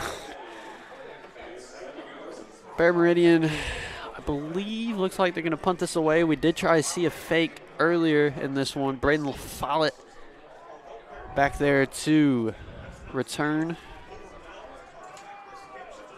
Snap is good. Kind of a line drive kick. I'd like to apologize for the technical difficulties we're having here tonight. That ball is going to roll all the way. It's going to stop at about the 12-yard line. And with 3:39 left to go in this third quarter, Decatur Central offense will get the ball back as the video is back as well, which is, again, I'd like to apologize for the technical difficulties here tonight. But we appreciate everyone watching on Facebook Live, DCHS Live, Facebook, YouTube, and I believe on IHSA TV as well.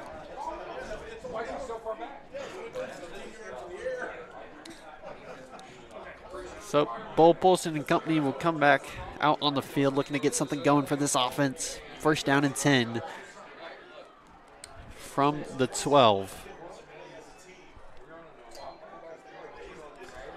As this is going to be a handoff to, I believe that is, yep, that was Mikael Campbell.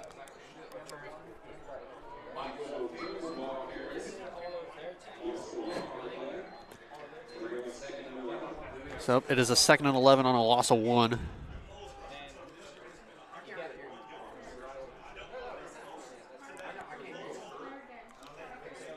As Holston and company, they got to get something going. I mean, it's just every drive. The Perry defense has been playing very lights out, kind of just shutting them down. I believe that's Campbell out of the kind of the Wildcat. Campbell's going to run it. Campbell with a head of steam. He's going to get to about the 20-yard line, so it'll bring up a 3rd and short for the Hawks.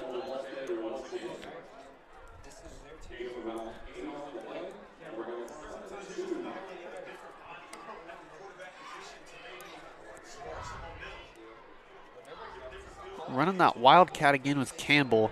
He's going to keep it. Campbell is hit, and they're going to, yep, they're going to give it to him. Move the chains. It is a 1st down for the Hawks.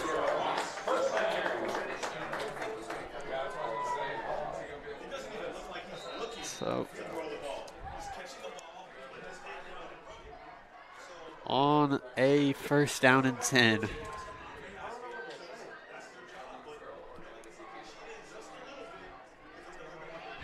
Out of the, this is going to be a handoff. Campbell out of Wildcat again, kind of running the same plays over. He's going to get to about the 30. It's moving, getting yards moving.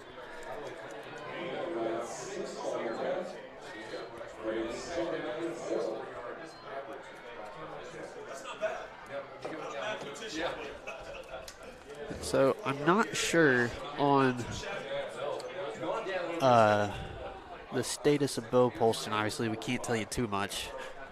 So right now we're just kind of assuming it's just a different play call in here from Enright.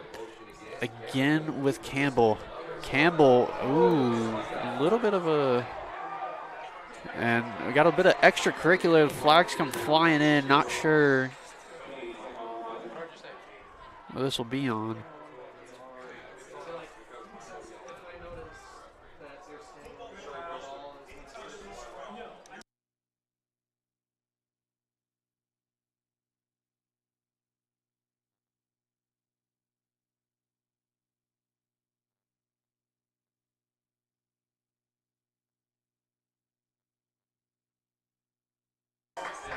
So I believe in that extracurricular, yep, they're going to get a personal foul on Perry. So Decatur Central gets some yards. They're going to move it to the Perry Meridian 49.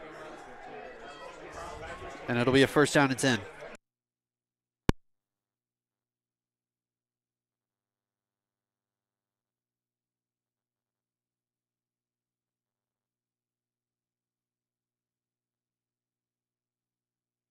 This is Campbell out of Wildcat. Campbell has got room to run. Campbell still on his feet. Got to hold on to that football, son. He'll get to about the, I want to say about the Perry 41.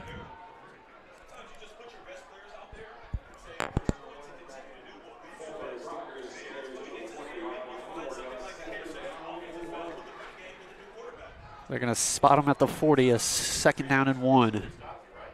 Seems to be working this kind of Wildcat formation again with Campbell. Campbell on the rush, can't get the edge. I think it'll bring up a 3rd and 1.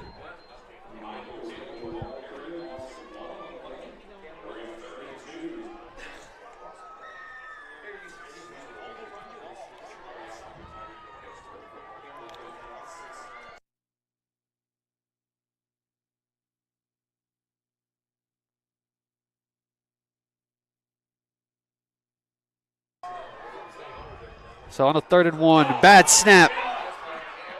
Campbell's going to pick it up, and nothing doing again. Fundamentals again for the Hawks. So it'll bring up a 4th down, and Decatur Central still can't get anything going on offense.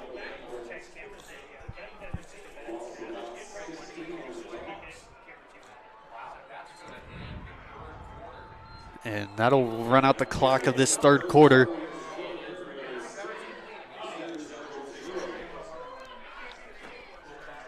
So 12 more minutes of football left to go in a 7-0 game. Perry Meridian set to get the ball back. Decatur Central defense has to, offense can't get much going. Defense needs to stand tall. One more time.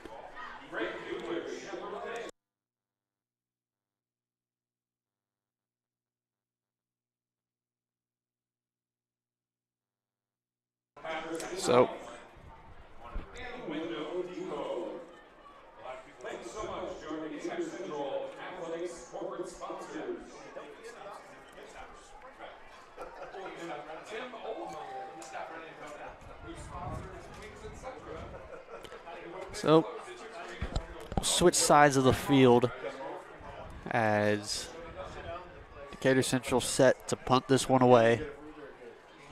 First 2 punts didn't go so well. Last punt worked. And this is one of those where you just cannot give up anything silly.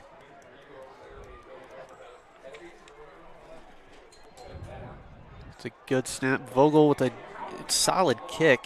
It'll take a nice bounce. That is right into the hands of, that is Byron Hahn, sorry. It's hard to see with this, the window and the column. It is a tough view from up here. But the Falcons offense will come back out and take over. 1st and 10 from the, I believe that'll be the 22.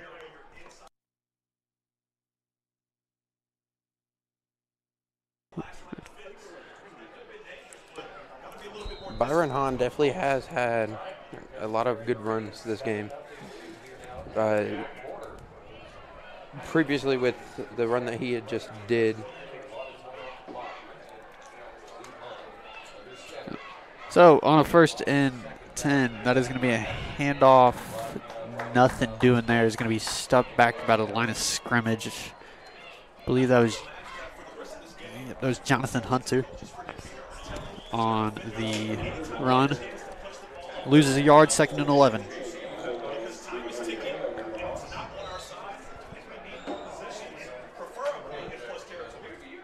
So 11-17 left to go.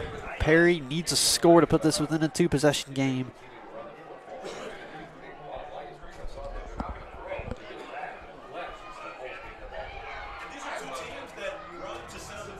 And so Zupan and company. This is going to be a keeper with Zupan. Zupan's got room to run across the 30. I think he'll be a little bit, might be just shy of the 1st. And it'll bring up a 3rd down, and I want to say inches. It'll be a 3rd and 1. That clock's still going, though. Time not in favor of Decatur Central.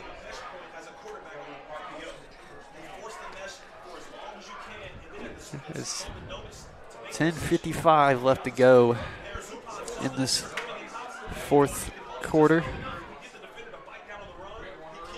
I believe the clock on your screen is incorrect, so it is 10:55 to go in the 4th quarter.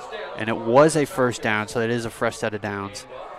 And a handoff, he's going to be stopped short. Ball's out. I think they blew him dead. That was Jonathan Hunter again on the run.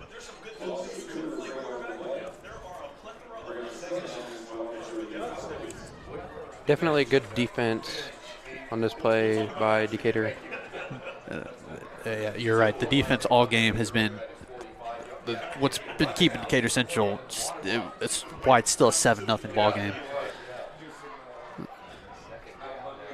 But on a 2nd down and 12, 10:15 to go. The clocks are in sync again. So Zupan on the jet sweep. That is Isaiah Needham. Needham will get to about the 40. Needham's first touch of the game is for positive yards.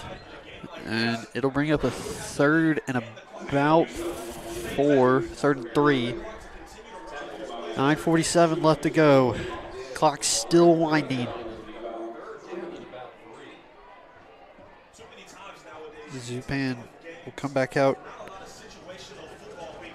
3rd down and 3. Both teams still have 3 timeouts.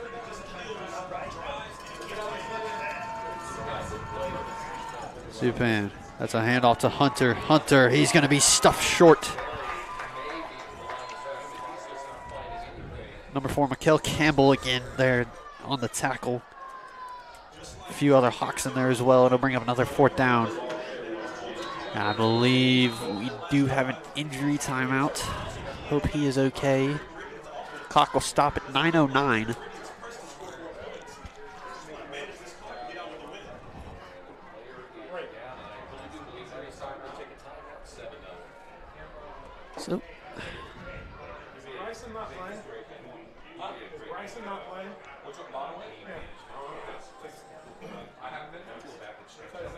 So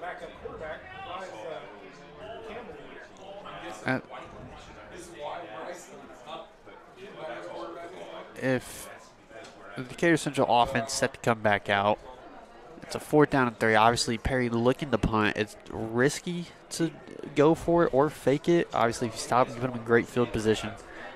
But, I mean, you never know. It's a smart play to punt. So it'll give the offense the ball back. If I had to give an estimated guess, somewhere between the 20, I want to say the 25 maybe, if they decide to run that out. So you're going to get the ball back in about just shy of 9 minutes. Bo Polston was not in on that last drive. It was Mikael Campbell running a ton of Wildcat, just running the ball on his own. Obviously, a lot of motion, like kind of a fake jet sweep a little bit. So, and Chris almost got that at the block, and it's a very short kick, so my prediction was wrong. We'll get a few more yards out of it, about to the 41. So, Decatur Central, 59 yards is all they need to get 7 and tie this game back up. And you could definitely tell the offense has been struggling throughout the game. Their defense is a lot stronger than their offense in this game. Offense just hasn't been able to get something going. But Bo Polston back out there for this drive on a 1st down and 10, 8:58 to go in this 4th quarter. Decatur Central need an answer. Here's Polston. He's going to hand it off to Inpo Dodo. Dodo. He's going to get to about the 45, just short. It's about the 44. And it'll bring up a 2nd down and 7.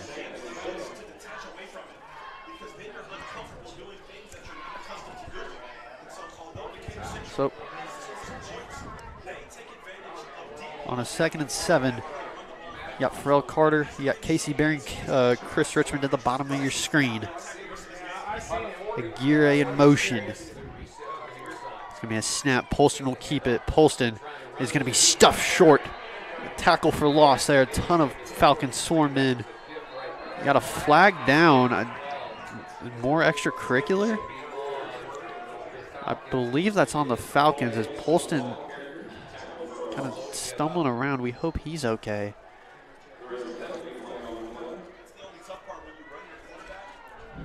I'm not sure what the call is. We're waiting for the...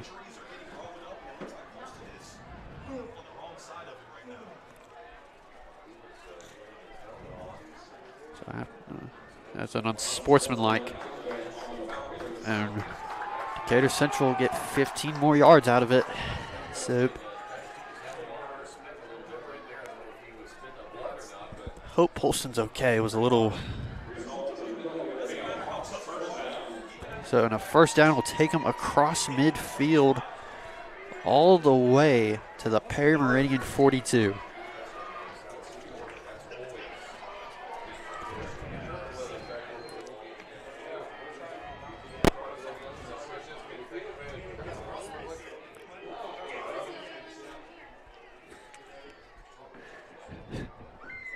First down and 10, 8:12 left to go in the 4th quarter. Polston, he's going to lick the throw. Polston, pass caught. That's Pharrell Carter tackled out of bounds. Get the pass game going, though, for the Hawks.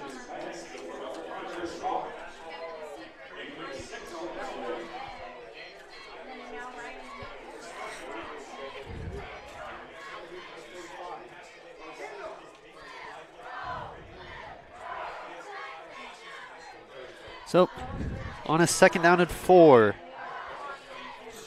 Decatur Central trying to get something going. It's going to be a handoff to Dodo. Dodo's got room to run. Dodo just shy of the 1st down. It'll bring up a 3rd and short.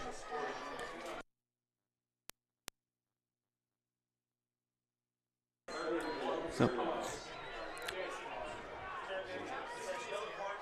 and 7:42 left to go. 7:40, sorry, in this 4th quarter. A 3rd down and 1.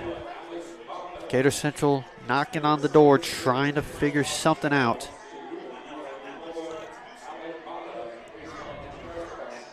Aguirre lined up in the backfield. Low snap, pitches it out to Aguirre. Aguirre, he's got room to run. Aguirre across the 20. Aguirre still in bounds. Albert Aguirre, touchdown Decatur Central. Albert Aguirre and Decatur Central find an answer. It's 7-7. Well, 6-7. 7-6 pending PAT.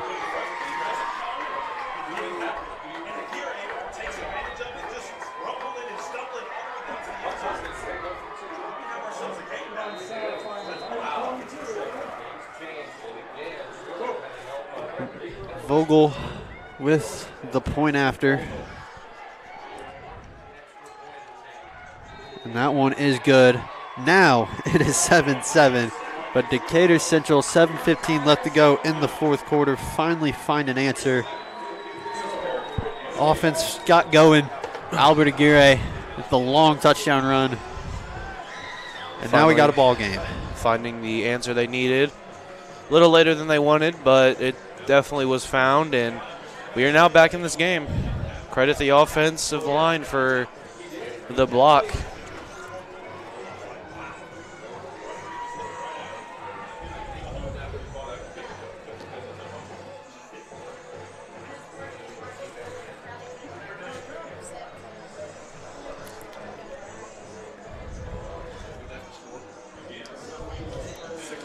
So here comes Decatur Central's special teams to kick it off here. Led by Ashton Vogel. So the defense has stood tall all game, has only held them to that one touchdown rush. Can they do it again? Vogel will tee it up at the 40.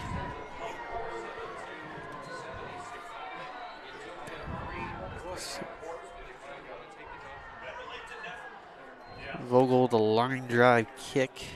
That's going to be fielded at about the 2. And he's going to be hit at about the 25. I believe that was... Looked like that was 23, sorry. Yeah, Isaiah Needham on the run. So the Perry offense will come back out. 1st and 10 from...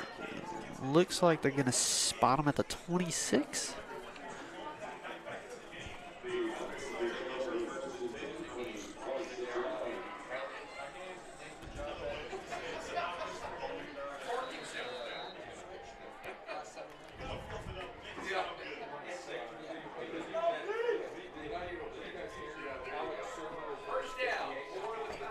So it's going to be a handoff outside to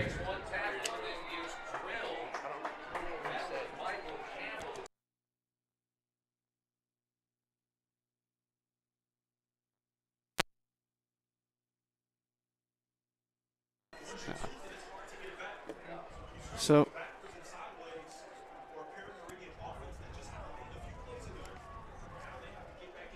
that was Andy Warren, I believe, on that run. And it'll bring up a 2nd and 12 for the Falcons. 6:30 left to go in 6:30 and counting, sorry, left to go in this fourth quarter. Zupan looking. He's going to air one out downfield. Pass is caught. Are they going to rule him? I believe they ruled him out of bounds. I believe that pass was in. Looked like that was number 12. Jalen Young hauled it in, just stepped out, didn't get the foot down, I believe. And it'll bring up a 3rd and 12 for the Falcons. And I believe it was juggled as he came down with it, so it lost possession on the way down. On a 3rd down and 12, 6:15 left to go. Can the defense stand tall one more time?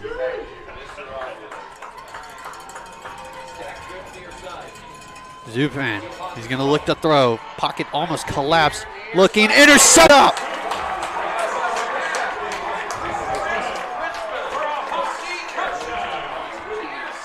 Definitely a good catch on his part. Saw the quarterback looking on that side of the field.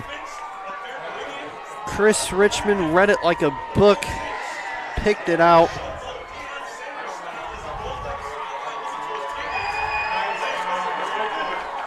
And now with 6:04, the tide has turned. Decatur Central 14 points in the span of about 5 minutes. And what the defense has done tonight, I think a defensive touchdown is justified as Vogel's PAT is good. Decatur Central goes up 14-7.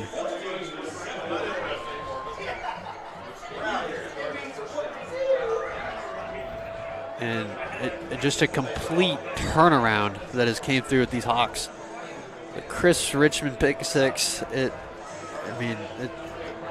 they've played well all game. The defense has played outstanding. The defensive touchdown was justified for sure. They deserve that one. But it wasn't even, it was a Chris Richmond who's been playing wide receiver gets the pick six. I mean,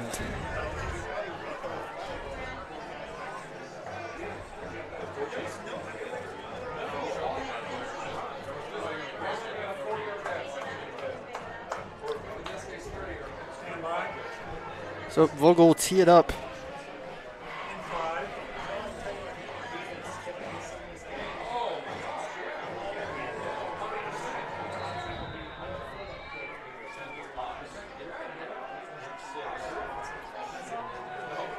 Be a line drive boot into the back of the end zone for a touchback.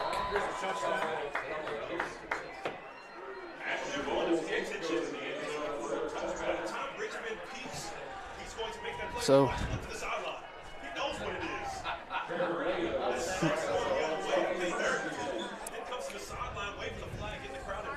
Chris Richmond, the 5'7" senior wide receiver on senior night, gets a huge pick six. Albert Aguirre, too, as well as senior with that big run for the touchdown. The senior's making it happen tonight. And now with 6 minutes left to go, Perry Meridian has got to get going back on offense. Here on a 1st and 10, it's a pitch to Andy Warren. Warren is going to keep it across the 20.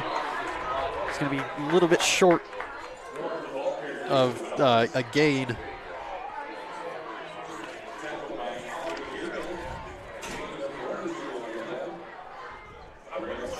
.5:43 to go now in this 4th quarter.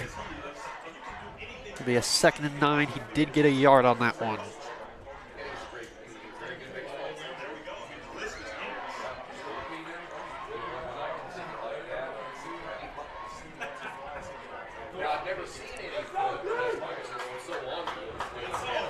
Well, Zupan and company will set up 2 receivers to the top of your screen.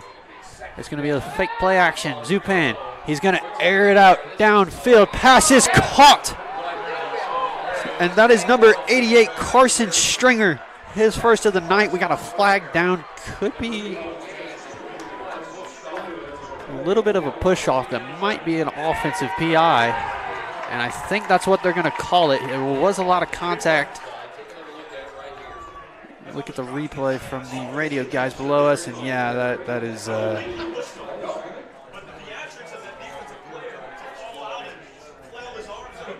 And I mean, it was a little close looking back at it, but I mean, for that PI earlier, I think it's I wouldn't say a makeup, but I feel like it's deserved for the Hawks.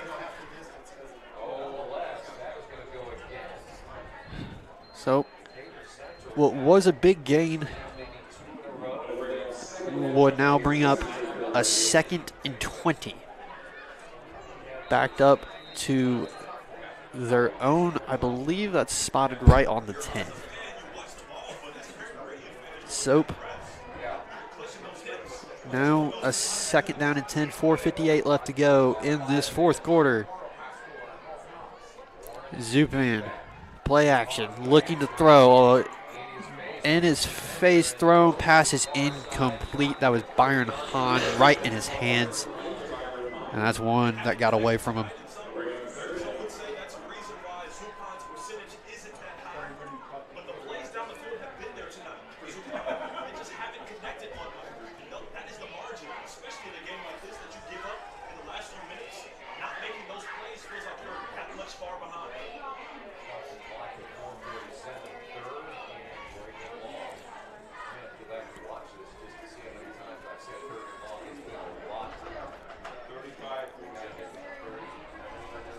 So,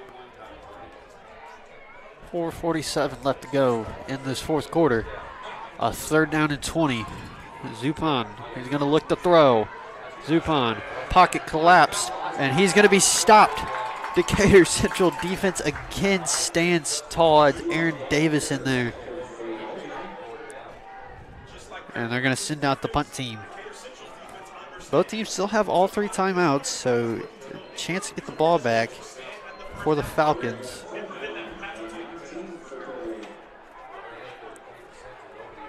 No one back deep. La Follette will now backpedal back there. And that is going to be just about midfield to the 49. And great field position now for the Hawks to go up 2 scores and try and put this game away.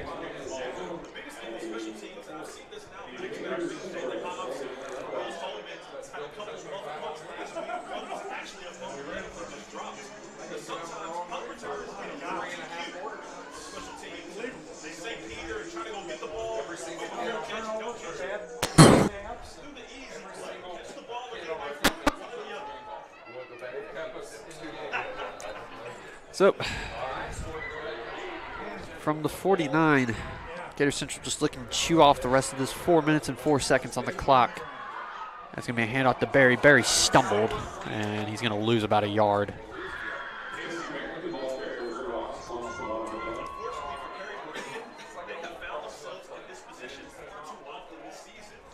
So,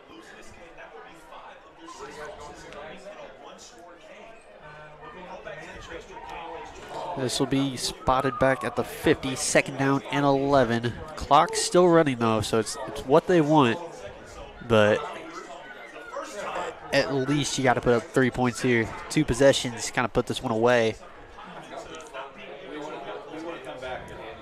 Perry will definitely have to come up with something big to bring this game back to a tie game. This is going to be a handoff to Dodo. Dodo will get to about the 45, going to spot him at about the 44. And I'll bring up a 3rd down. Perry Meridian will use one of its timeouts.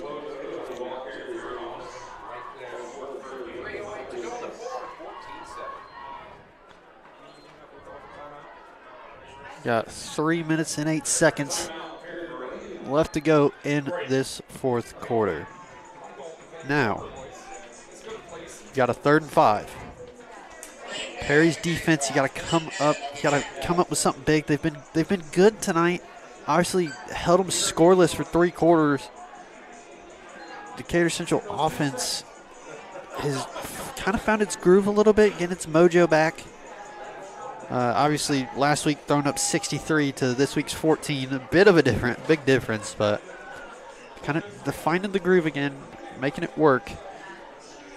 As right now, Perry, if they can stop him here, use another timeout, they get the ball back at the timeout in a little bit of just about 2 minutes. So then you're going to go into that kind of 2-minute drill if they can get the stop here. You kind of practice this sometimes at practice, those late game situations if you're down a score. A big 3rd down for both teams here. Polston, a little bit of a trouble with the snap. It's going to be pitched to Aguirre. Aguirre, they're going to mark him just short. Some more extracurricular after the play. No flags have been thrown in. And so now you got a question mark here for Coach Enright. If you want to go for this, I mean, you're on plus side of the field. I wouldn't see why not. On a 4th and inches, your run game's been working.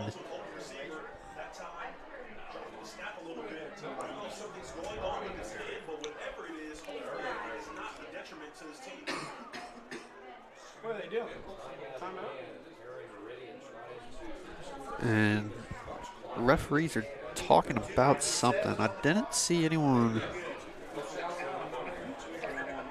I didn't see any flags thrown. I don't think Perry's used a timeout.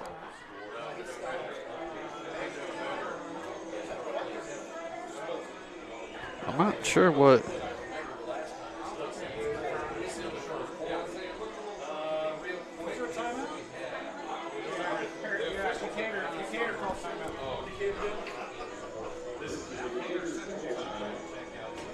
So they're going to, I believe Decatur Central called this timeout.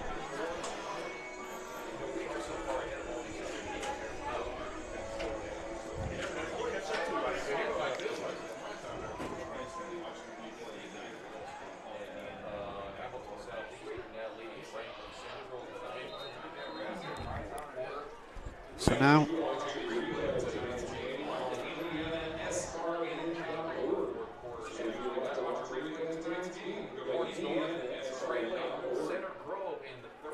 So 2:55 now. Clock will run again. A big 4th down here. Can Perry stuff him short? Polston's going to get a QB sneak. Push the pile. He'll get it. Fresh set of downs.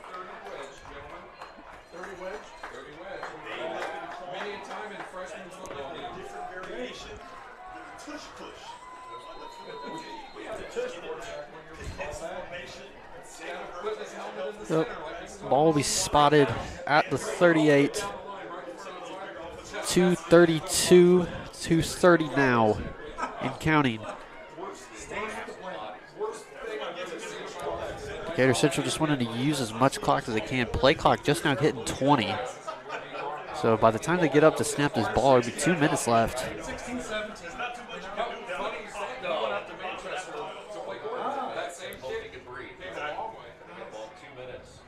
Lining up in that I formation again with Aguirre and Barry. And he has trouble with the snap. And oh my goodness me, did Perry get it back? Perry Meridian has got the football back with 2 timeouts and 2 minutes left to go, down a score. Another turnover for the Hawks. Polson just troubled with the snap. And a gift to Perry Meridian now.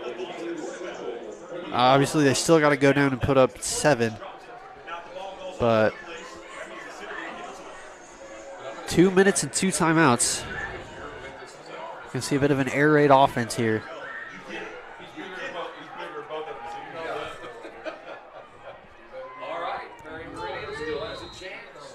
So Alan Zupan.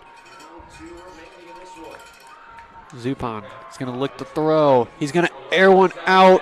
Pass is caught. Byron Hahn to about the 34-yard line, 33. And Perry Meridian has some momentum.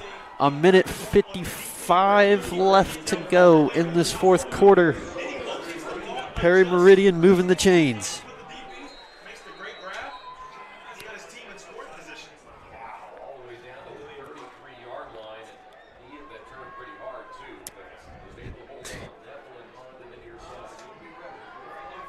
Here's Zupan, gonna look to throw. Pass is batted, almost intercepted. Albert Aguirre. It's one he should have had back.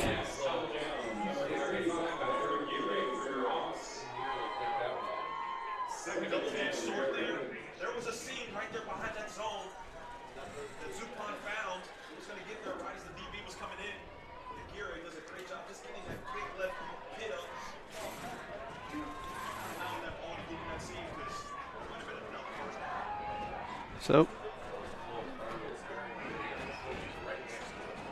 minutes 38 to go. This is Zupan. He's going to look to throw. Pass towards the sideline. Nothing doing.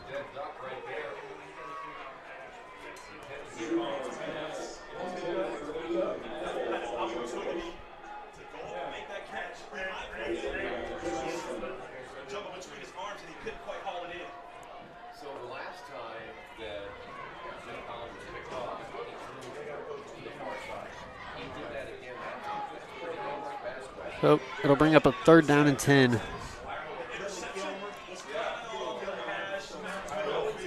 Now Perry Meridian. Pass game, one big passing play. Almost had another one there. A big 3rd down. Obviously 4-down territory for the Falcons. You need a touchdown. Zupan, he's going to look to throw. He's thinking end zone. Whoa, and it should have been intercepted. Casimir Hicks had it in his hands and lost it. And we got a flag. I'm not sure what that one could be.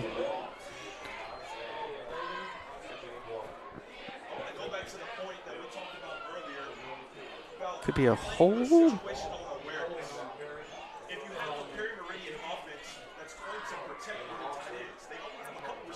And they're going to get a defensive holding call. Perry Meridian will get another shot.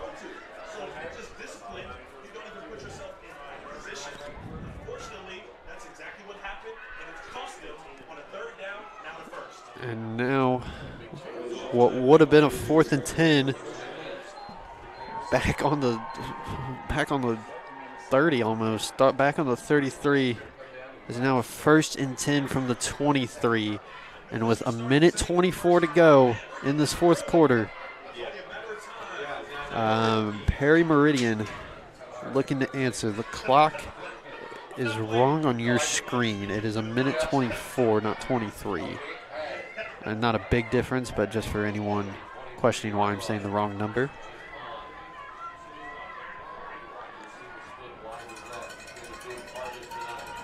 Here's Zupan. He's going to play action. Out wide, 1st down. That was number 12, Jalen Young, on the reception. And it's going to be a 2nd down and about 3. Ball to the 16.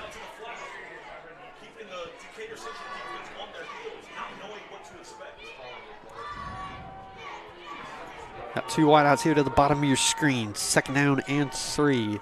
Zupan hands off to Warren. Warren, he's got the 1st down. Actually, might just be a little short. Hard to tell from this angle. I think they're going to call him about a yard short. So it'll bring up a 3rd down.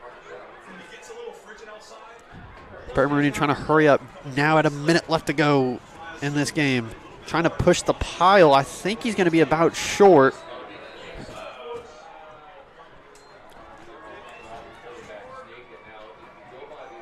They're going to stop the clock, I believe. I think they're going to come out and measure it.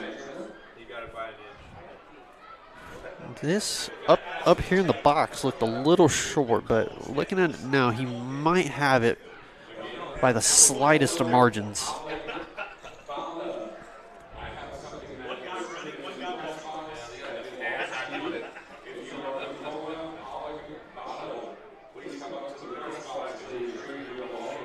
Hey, color by the name on the front of the button.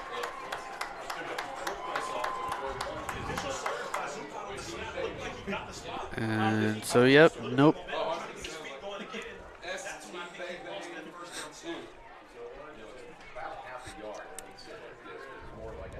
So he will be short. And it'll be a 4th down and about a half yard, 4th in inches, you'd say.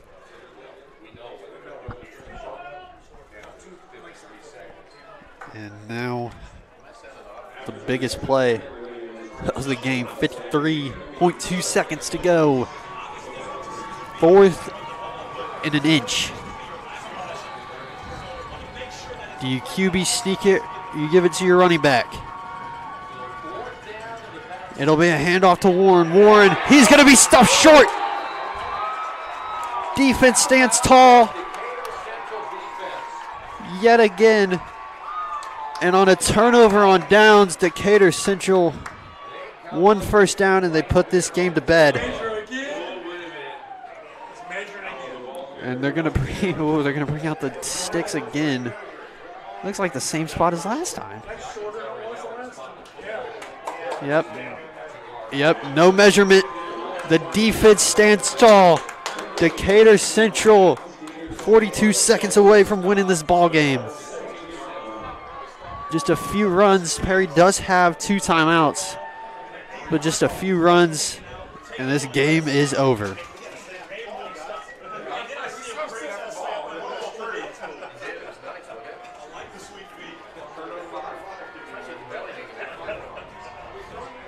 So, I don't even know if they'll run this. I think they're just going to set up and kneel this one out. That's what Polson will do here.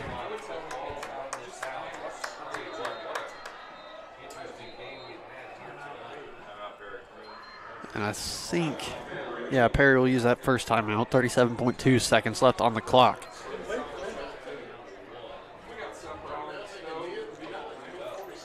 Perry Meridian has led 36 minutes of this ball game. The 4th quarter, Decatur Central found a spark on offense. Albert Aguirre, the big touchdown run, and then Chris Richmond, the defensive pick 6. The defense has played lights out tonight, and you got to give the credit to them keeping Decatur Central in this game. Offense found their groove in this fourth quarter. Run game got strong again, and a few more kneels, and you can kiss this one goodnight. A great team win from the Hawks. Defensively was a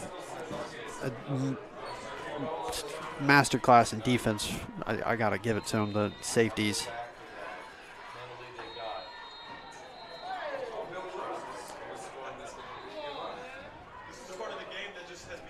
And another kneel. Polston ended up on the ground.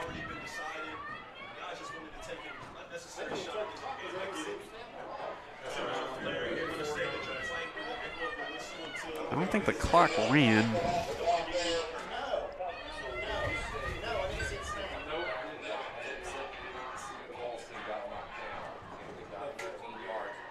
So the clock did not run. I mean, it feels like Perry gets a timeout back. I'll even take it a step further than that. As you go into the second half, I'm almost assuming that So they're going to set it 36.2. Timeout was called. And one more kneel. One more kneel will seal it. And Perry Meridian all year.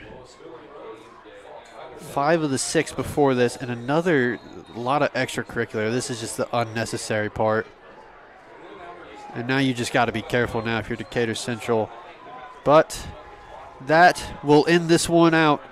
Decatur Central mounts the comeback.